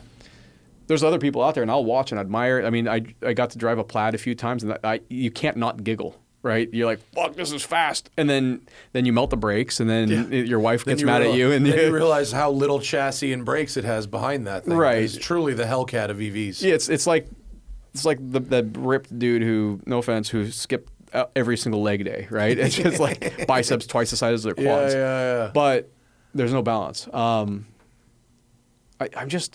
I'm a diehard, and the older I get, even though I'm in my early 40s, the more I'm closed off to the fact that you're going to try to make me get excited about it. By the way, I'll drive anything, especially that on the ice. I'd be excited about it. Yeah. But you asked me my opinion. My opinion is I'm not too interested. However, if I were to fly, I would actually pay money to go drive that car on the ice. I am excited to go drive on the ice. It is a proper undertaking for me to get there. I'm traveling 37 hours each way. I'm going to be there for 1 day. Yeah, that's brutal. I land, I sleep, I drive, I go back to the airport. I mean, that's a fucking long way to go. That's burly. For 1 day. And here I am complaining about driving an EV. Again, I'm not complaining. I'm just saying that this is the reality of the situation. And they said, do you want to go? And I did the math out, and I went, yes, I still want to go. Right. But I think as a novelty, it will be exciting. Yeah. But if I was Matt Farah, rich club racer, because they're talking about doing a series with these. Right. No, I've been following that very closely. And, if I was club racer guy, with my martini jacket, and my pelotes. Yeah. And would I spend $200,000 for a season of racing these? I don't think I would, compared to a GT4 RS Club Sport gasoline. Yeah, right, because all-out speed, that car is as fast as the 992 Cup, and that's impressive. Yeah, but, for 30 minutes. Yeah, but then like, I'd rather drive a 71 911E up and down, like from here back to I agree. I love cars because I love engaging with machinery. Right. And this shit doesn't do it for me. That's why my appliance is an electric car and all the rest of them are gas cars. Yes. Bingo. Yeah, and I owned a Tesla for a while, and I loved it because I only live a couple miles from my house. Get in, take my son to school, go haul ass, go do this. It's just easy, right? Yeah. It's an iPhone. It's a big iPad. Yeah. But I sold that, and I bought a 65 Mustang because I like those more. And so it had a huge cam in it and 347 stroker, and it was fun. And that was my daily. And I rather, it's like if somebody said, "Betim, you dumbass, you're getting 6 miles to the gallon," and let's say California said that's a luxury tax like for the truck, I'd pay it. I'd say, you know what? I'd pay it because especially after what I just went through, I'm going to do things that I enjoy. Yeah. And whether they make sense, big picture, if they don't, I'll pay for it. The price of convenience is heavy, and the price of happiness is heavy, and the price of progress is pain. So it's like, however, I don't know. I just don't want to be that sour old asshole who's like, oh, electric cars, blah, blah, blah. Like when carburetors to fuel injection, but I appreciate it. I love the technology. I love where it's going, the physics, all that stuff, but I am going to do things that I enjoy. And I enjoy listening to an engine. They will never legislate gas cars off the road. They may legislate that you can't buy brand new gas cars. Correct. But they will never – look, if we can't get rid of fucking guns, we're not getting rid of gas cars. Right. Straight up. Right. I was just in a fucking state where everybody is packing. Everybody. If you can't get rid of guns, your gas car is safe. Yes. No one is taking – you can still drive a Model T on the road right now. Yeah, which is arguably the most dangerous thing you could put on the road. You can. It has wood I'm wheels. pretty sure you could legally ride a fucking horse through the city if you If want a termite to. horde attacks you, you're fucked. Yeah. Like they're not. No, so, you're very. So there is a business, and there are enough people that do feel that way, that they will. And it may get expensive, and it may get hard to find, and new industries may pop up for it, and it may require e-fuel. Yep. But there are enough people that we will need people like you to keep the gas cars running well. Because if they're really not going to make any more of them, we want the ones that are here to last. Yeah, absolutely. Gas cars could be the high heels and nice dinners, and the electric stuff could be the commuting, boring. People ride fucking horses. Right. Every day people ride horses. Yeah. People sail. Yeah. I love sailing. Yeah. I enjoy riding a horse.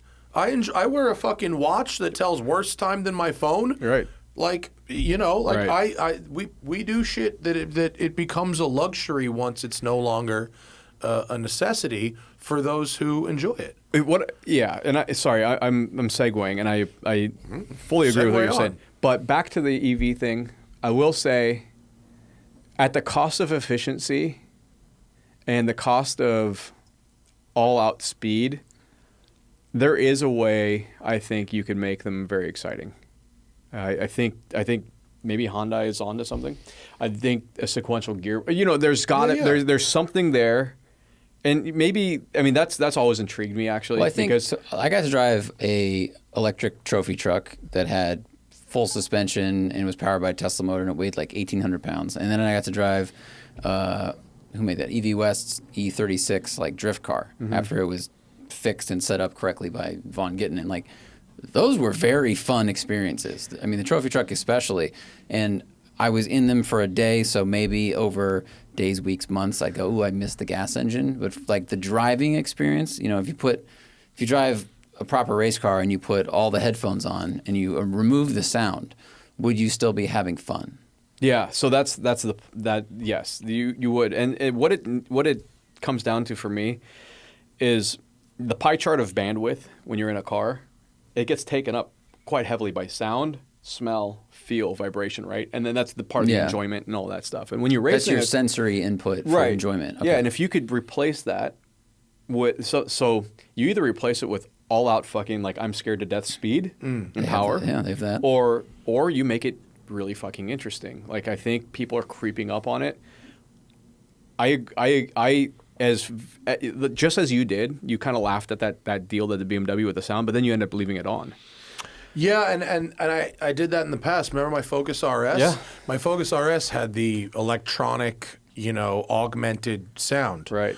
And I was at first like offended by it, and I pulled the fuse for it because it had its own fuse. Yeah. And I pulled it, and I was like, doesn't really sound right. And like a day later, I put the fuse back in, and then I forgot it was there. So that's why lie to me. If you can lie to me well enough, I'd love it. Yeah. I'd love an EV.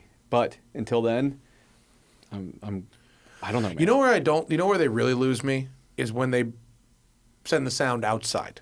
They lie to everybody else. Yeah, I don't care about anybody There's else. a guy in Malibu who's got a Tesla Model 3 That just makes me has mad. like Hellcat sound pumping out. No, we pump that in. He drives it through the fucking parking lot, and it sounds like a muscle car. And I look and I go, my eyes do a complete backflip. Yeah, they roll so hard that they're back where they fucking started. Right. It's heinous. Right. But look, people are looking. They love the efficiency, the ease, the driving an EV is just easy. It's nice. Yeah, of course. It's clean. It feels clean, right? It feels easy. It does. But just like look at anything. We will sacrifice efficiency to feel connected. Like you said with the watches. Yeah, That's a great watch, but it probably doesn't tell any better time than It does not. Right. So we will sacrifice this watch. efficiency and all that shit too. That's why it doesn't tell it. It's very good, but it's not. Let me tell you about it. But look at craft beer and you look at even handmade this or Look, that. people are buying vinyl records, dude. Right. And then like my brother-in-law, Aaron, he's got the most amazing sound system. Counterweighted record player that's like a mechanical engineer's You have to sit dream. in this chair. Beautiful. Only this chair. And he spent so much time with it, and it sounds incredible. But the amount of work he had to do, where you could just plug in my phone to the aux cord. Yeah. But I appreciate that so Yeah. much. And when I sat there and listened to it, it's almost like even if it didn't sound I'm not a connoisseur, I'm not an audiophile, but the experience of looking at the mechanical thing and the tubes and this Sure. and that, and like the heat that was coming off one side of it, you're like lack of efficiency. Yeah. But design, you go to Paris or even New York, and you look at the way they did gutters. Yeah. The metal work and the stone work and all that stuff, and even the light poles.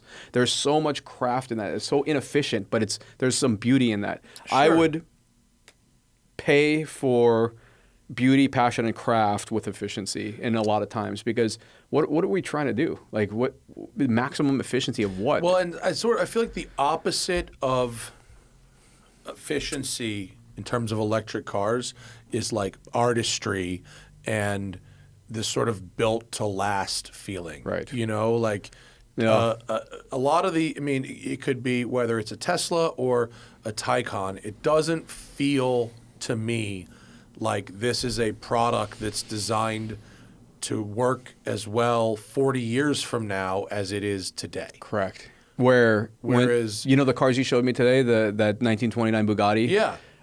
That car was built to run today. Yeah. And you just look at it even further, and you're like, now nobody would do that right now. Or a 70s 911 or Right. my 1986 Ferrari. Like those fundamentally work just as well today as when they were new. Right. And I am deeply suspect about things that are, but like I wouldn't dare pull out my Pentium fucking desktop, Right. HP computer from 1994 and try to Fire that puppy up. That's also Yeah. happening with gas cars, though. There's like a planned obsolescence, Sure, or yeah. they Yeah. hope that the car breaks so that you lease a new one or buy a Right. new one. And they've also gotten so complicated.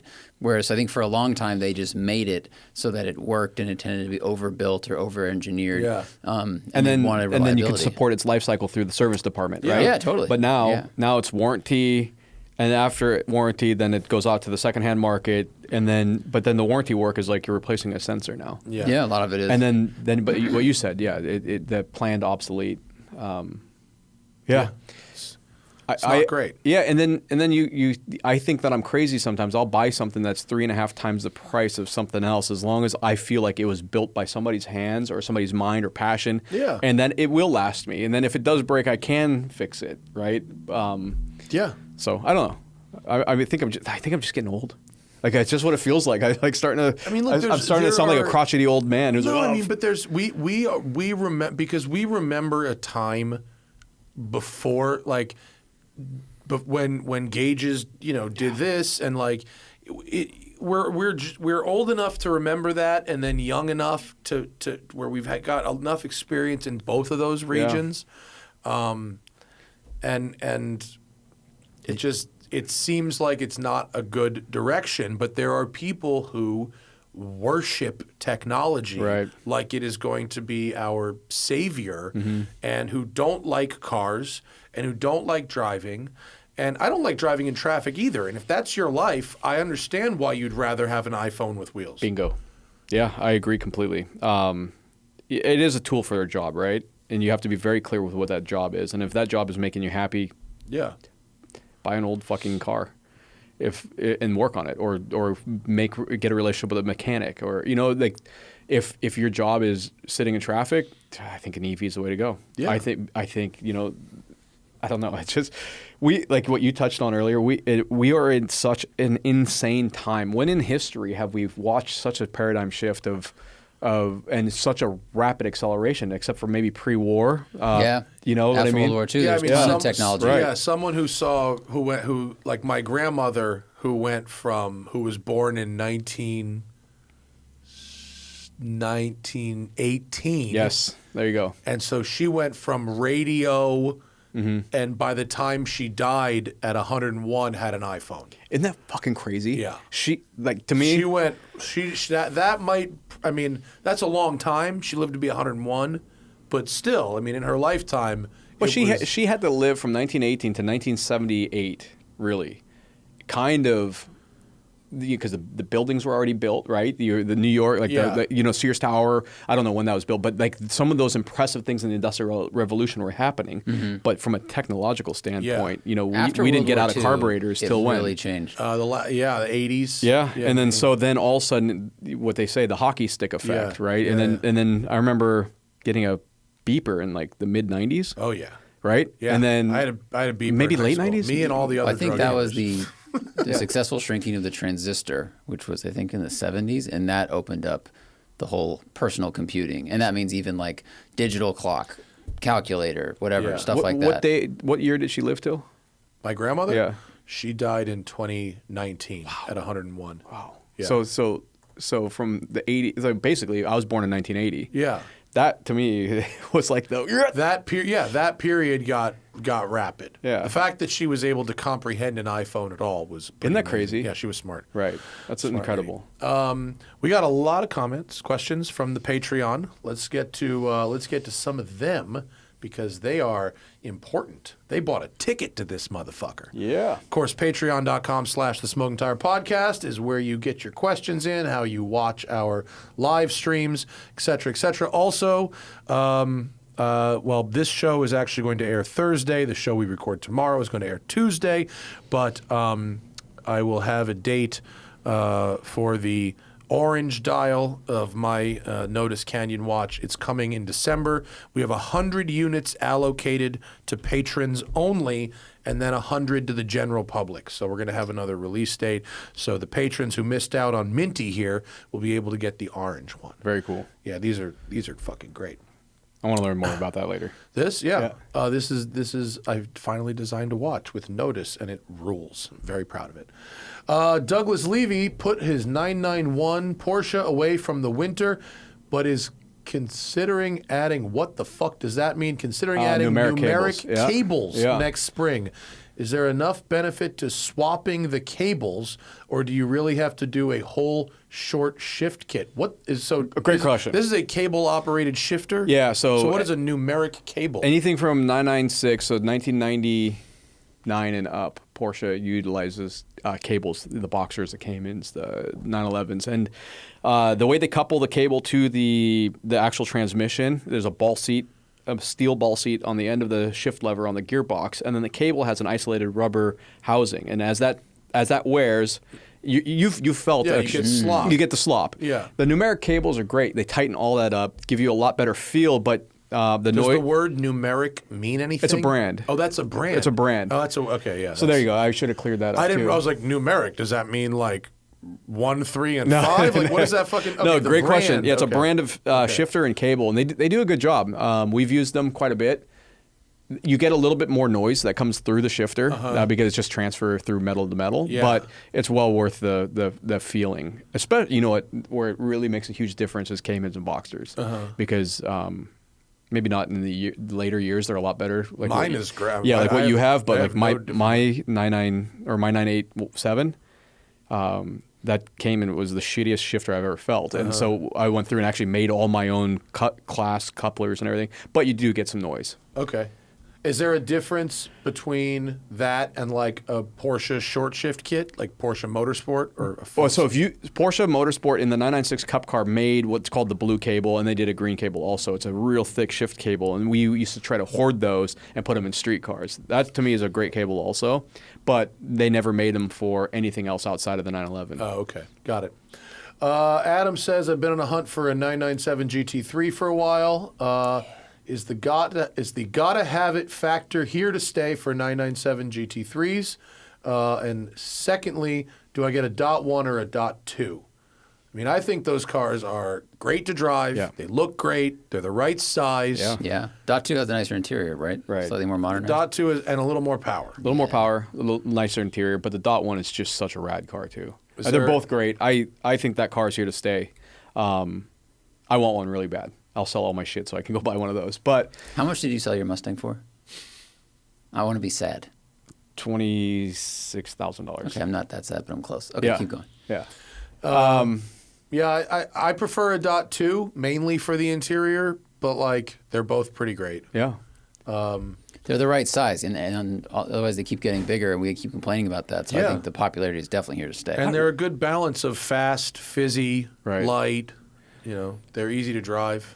So I have a 992 GT3 RS in my shop currently, and that is a massive car. It's huge. Huge. Yeah.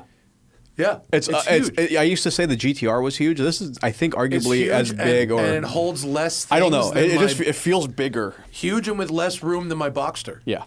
Like, which is crazy. My Boxster has 2 trunks. This has 0 trunks. This has no trunk. This has No behind the trunks. seat. And then you put a roll bar or a harness bar in it, yeah. you're game over. Even behind the seat, it's got the fucking bucket seats. It's not like you could just fit anything back I there. know. I feel like Porsche looked at the McLaren P1 when that came out. They're like, "Oh, I got something for you." yeah. For The GT3 is slightly smaller Is than it? the GTR. Like 5 inches shorter, 2 inches narrower. Jeez, GTR is but that big. It's close, yeah. I remember taking a GTR rear bumper and putting it around a 997 turbo rear, and it like went all the way around the car. I was like, "Wow." They're big as fuck. Yeah. Christian says, are you aware of Newport Beach convertible? Looks like they make any car a cab. What car would you like to turn into a convertible? Here we go. Fucking, I am.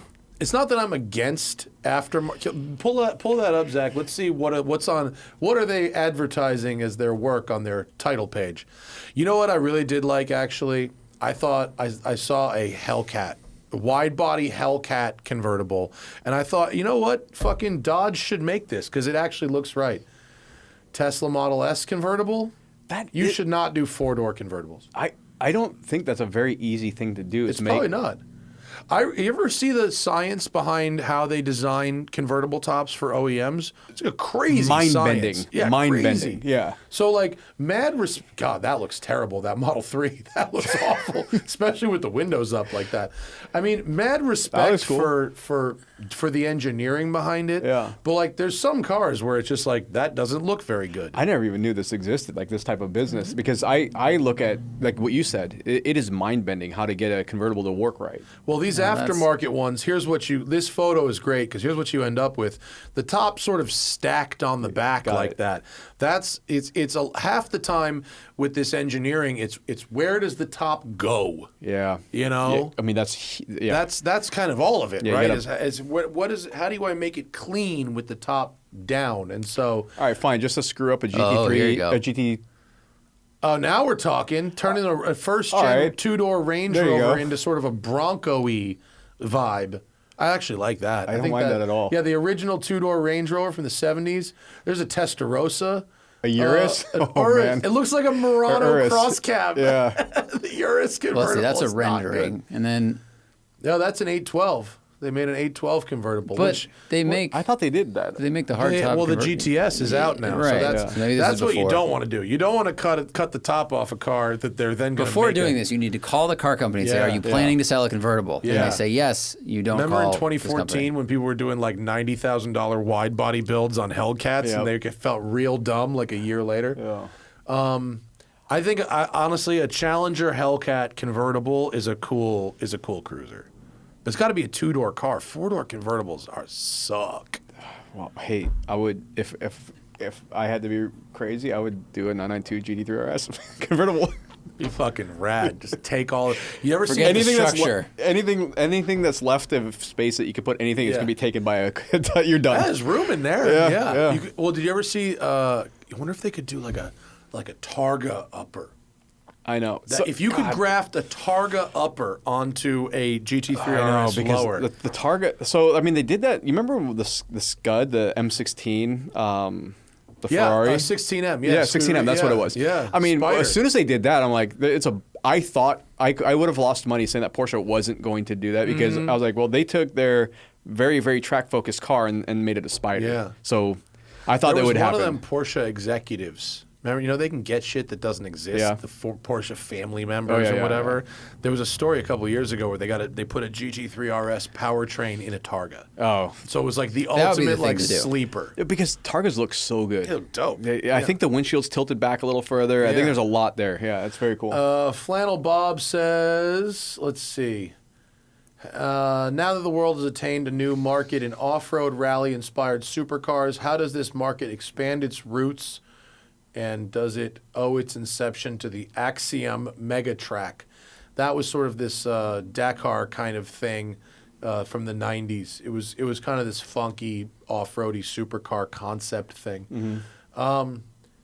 I mean, I'm into it. Like, on dirt is like one of the last places you can go really fast without rules. Right. And also, every off-road sports car I've ever driven has just driven awesome. Yeah. Like, there's no reason not to do it. Because you're getting, I mean, with technology, the duality of, I've never even seen. That's what that is, yeah. I want one.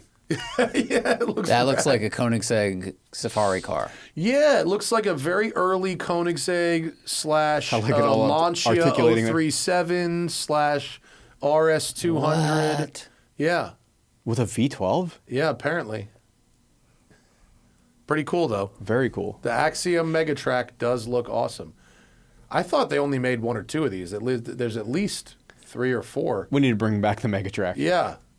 But I mean, that's kind of that's sort of where this is going, and I don't think there's any reason based on the success of the Dakar and the Storado. Like, yeah, I think the Storato's basically Storato's awesome. It's basically that. I fucking love the Storado. Oh, I drove the Storado on a track and on the rally stage, and it was the fucking best. So back in the late '90s, early 2000s, we lived in Washington State, and we'd save up our money. And we'd all pool our money. We called it the pizza wagon. We'd all pool our money together and buy a shitty car. And we'd take it up off this place called Exit 38 off I-90. And we'd off-road the fuck out of it. We all had Toyotas and mud trucks and everything like that. And we'd do that. But we would take turns just beating the death. Yeah. And there was nothing more fun than off-roading something that shouldn't really be off-roaded. Yeah. And it usually lasts longer than you think it's going to. The only reason why that car, we found the best car for that was a between 1980 and 82 Toyota Starlet.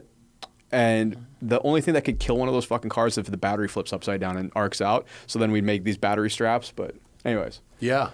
Off-roading things that shouldn't be off-road is a lot of fun. Oh, yeah. Off-road Starlet is what's up. Yeah. Short wheelbase. Yeah, I mean, Zach and I have done 1,000-mile off-road trips in beaters before. Okay, Sam England has a serious question. 996 Carrera 4S had bore scoring, rebuilt to a 4-liter with forged internals. Heads rebuilt and ported. 6-speed manual. Has exhaust and intake. Mostly stock Pfister mufflers. Has wheels, tires, suspension, brakes. Mostly dialed. What would you do next? 9964. Those are pretty good cars too. Once you get it, if you can get to this stage where Sam dialed it in with the forged internals and balancing it to the 10th of a gram, that's all good. That's good. Hopefully he did a intermediate shaft upgrade. I'm sure with the if bearing you've and all gotten that. to this point, for you sure. must have done that. Outside of that, you do lightweight clutch if he hasn't done that, gearing, and focus on suspension. Because then you're kind of like at the end. That's it. Yeah, don't do anything more. Buy a different car. But for the 996, those cars and the C4S has, I mean, it's just like the 996 Turbo. Porsche left us so much room for improvement there. Like you can really make those cars rip.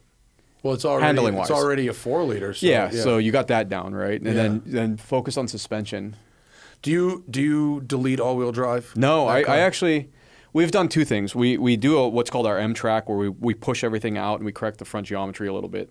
The other thing that we have done is we machine GT3 knuckles and have a custom damper made, so the axle shaft can go underneath the typical damper, and then you have an all-wheel drive with a car with a GT3 nose, and that's the first time I got in a 911. We did this on a 997.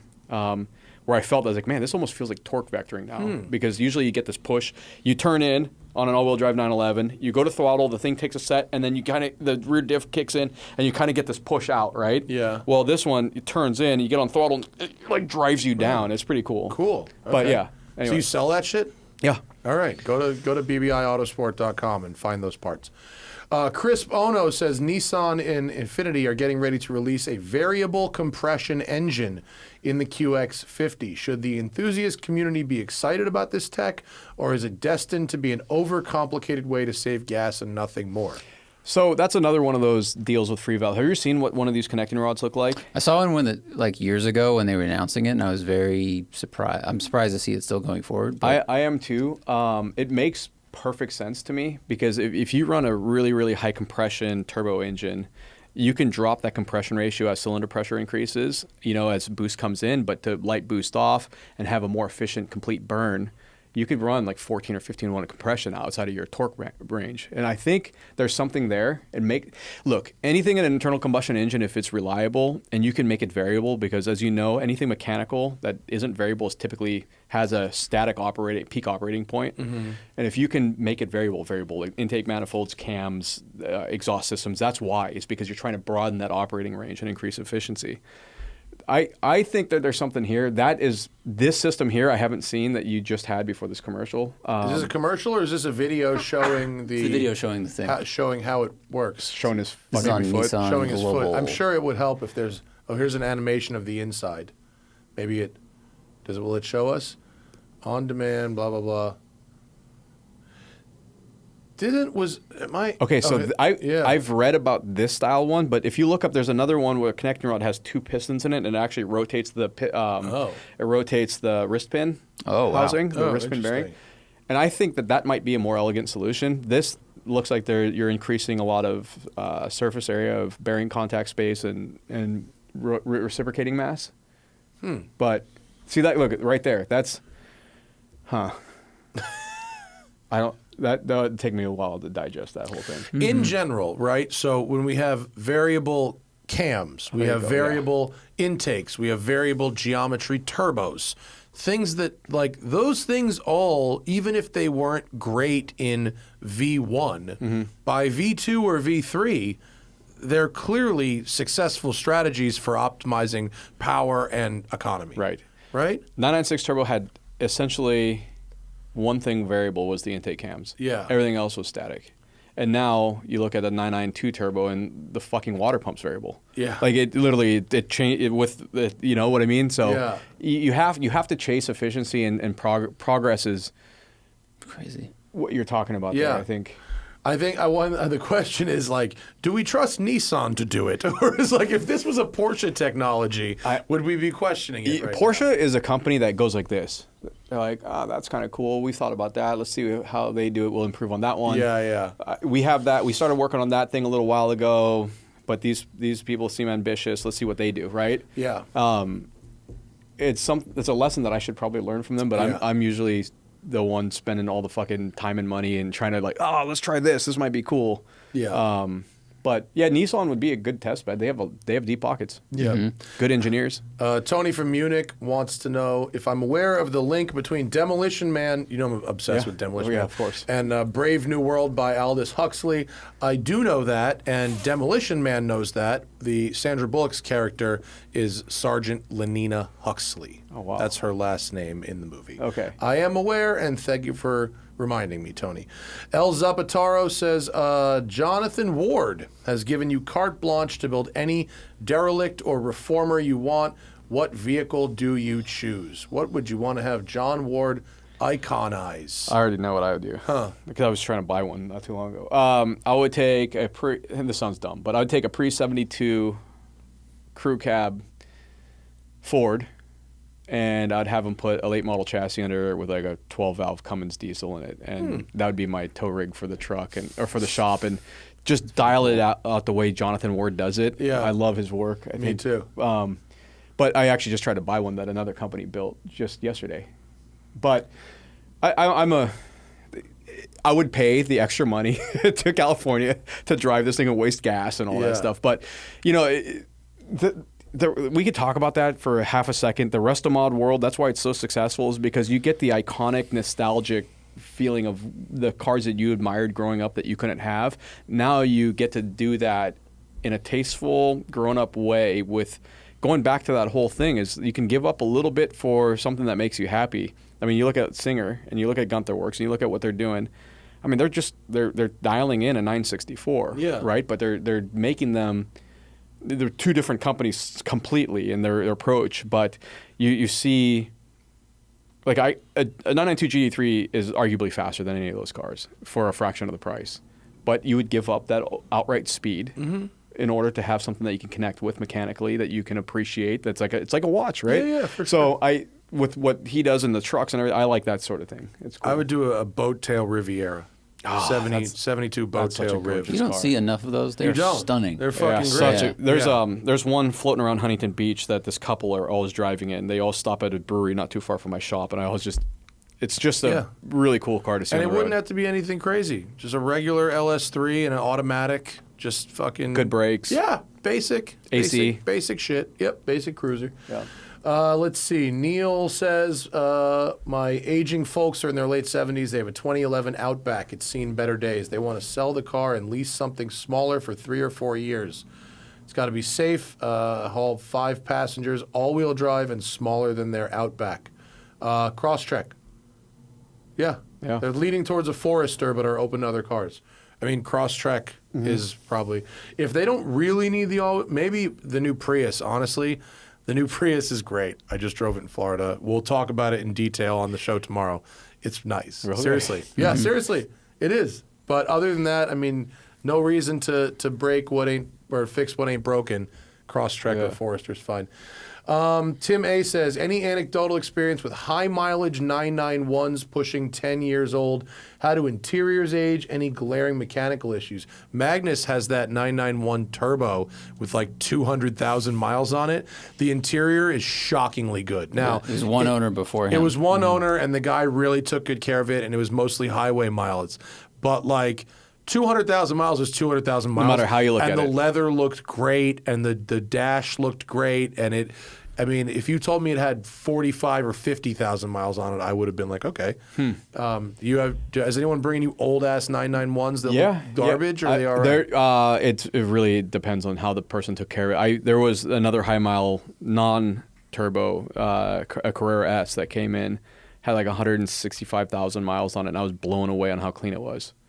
And then you can have somebody bring in their 43,000 mile car and it looks like hammered shit. Yeah. It depends if it was well taken care of. But, you know, the 996s and 997s had that, the buttons, like kind of like that. But the 991s, they did away with all that. Yeah. So you don't have that wear issue. I think they're pretty good. I think they're pretty good. I've seen a bunch of them, and I've never seen one that was like horrible. Right. Like super solid car. Yeah. Elon, eat my shorts. How do you go about purchasing a current model Ferrari without jumping through dealership hoops? Should I go private party or third-party exotic car dealers? Either one, doesn't matter. You're paying up. You're buying on the flip, and they're going to take your motherfucking money. 100%.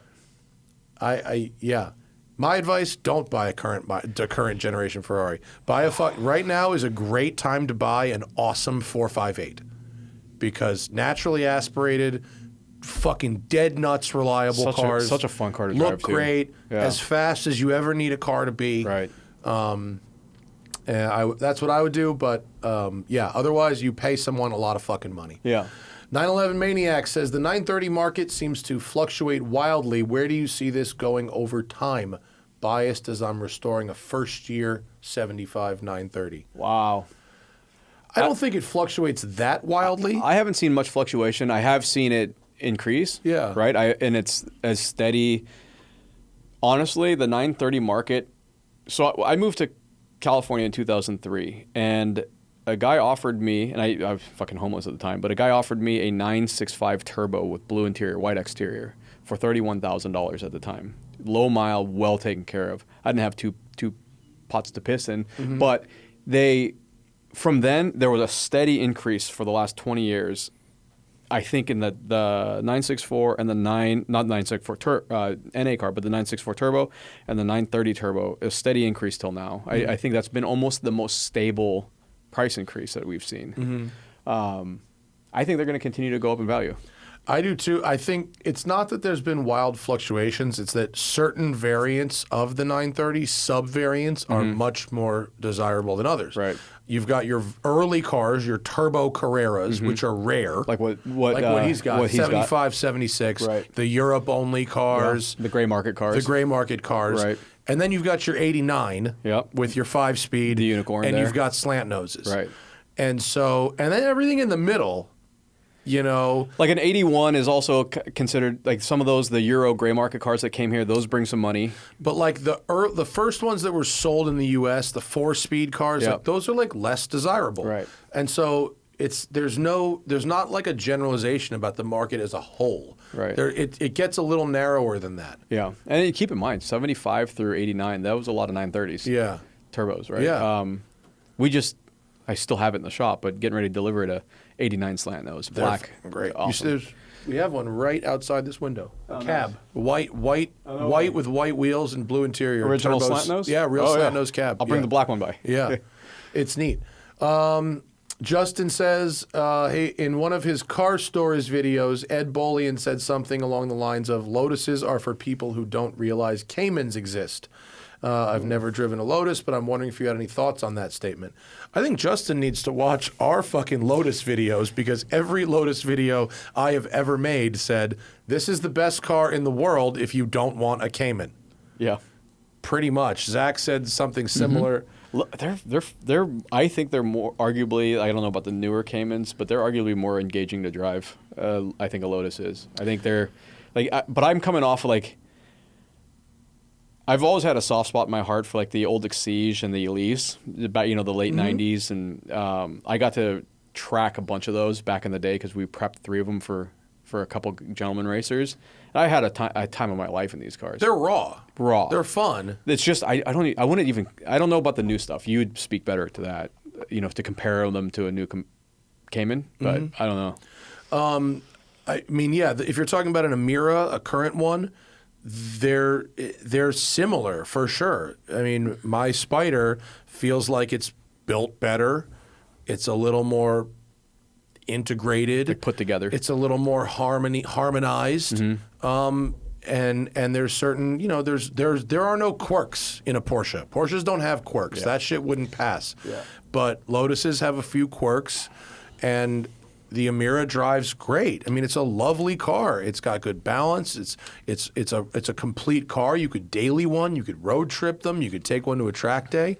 And there's not everybody, even if a Cayman is, everyone universally agrees that a Cayman is the best, there's room for buying something just because it's different. I don't see any Amiras around, and I see tons of Caymans. And Very true. Being different is okay too. You don't have to have not everyone has to have the exact same, quote, best thing. Right. Very true.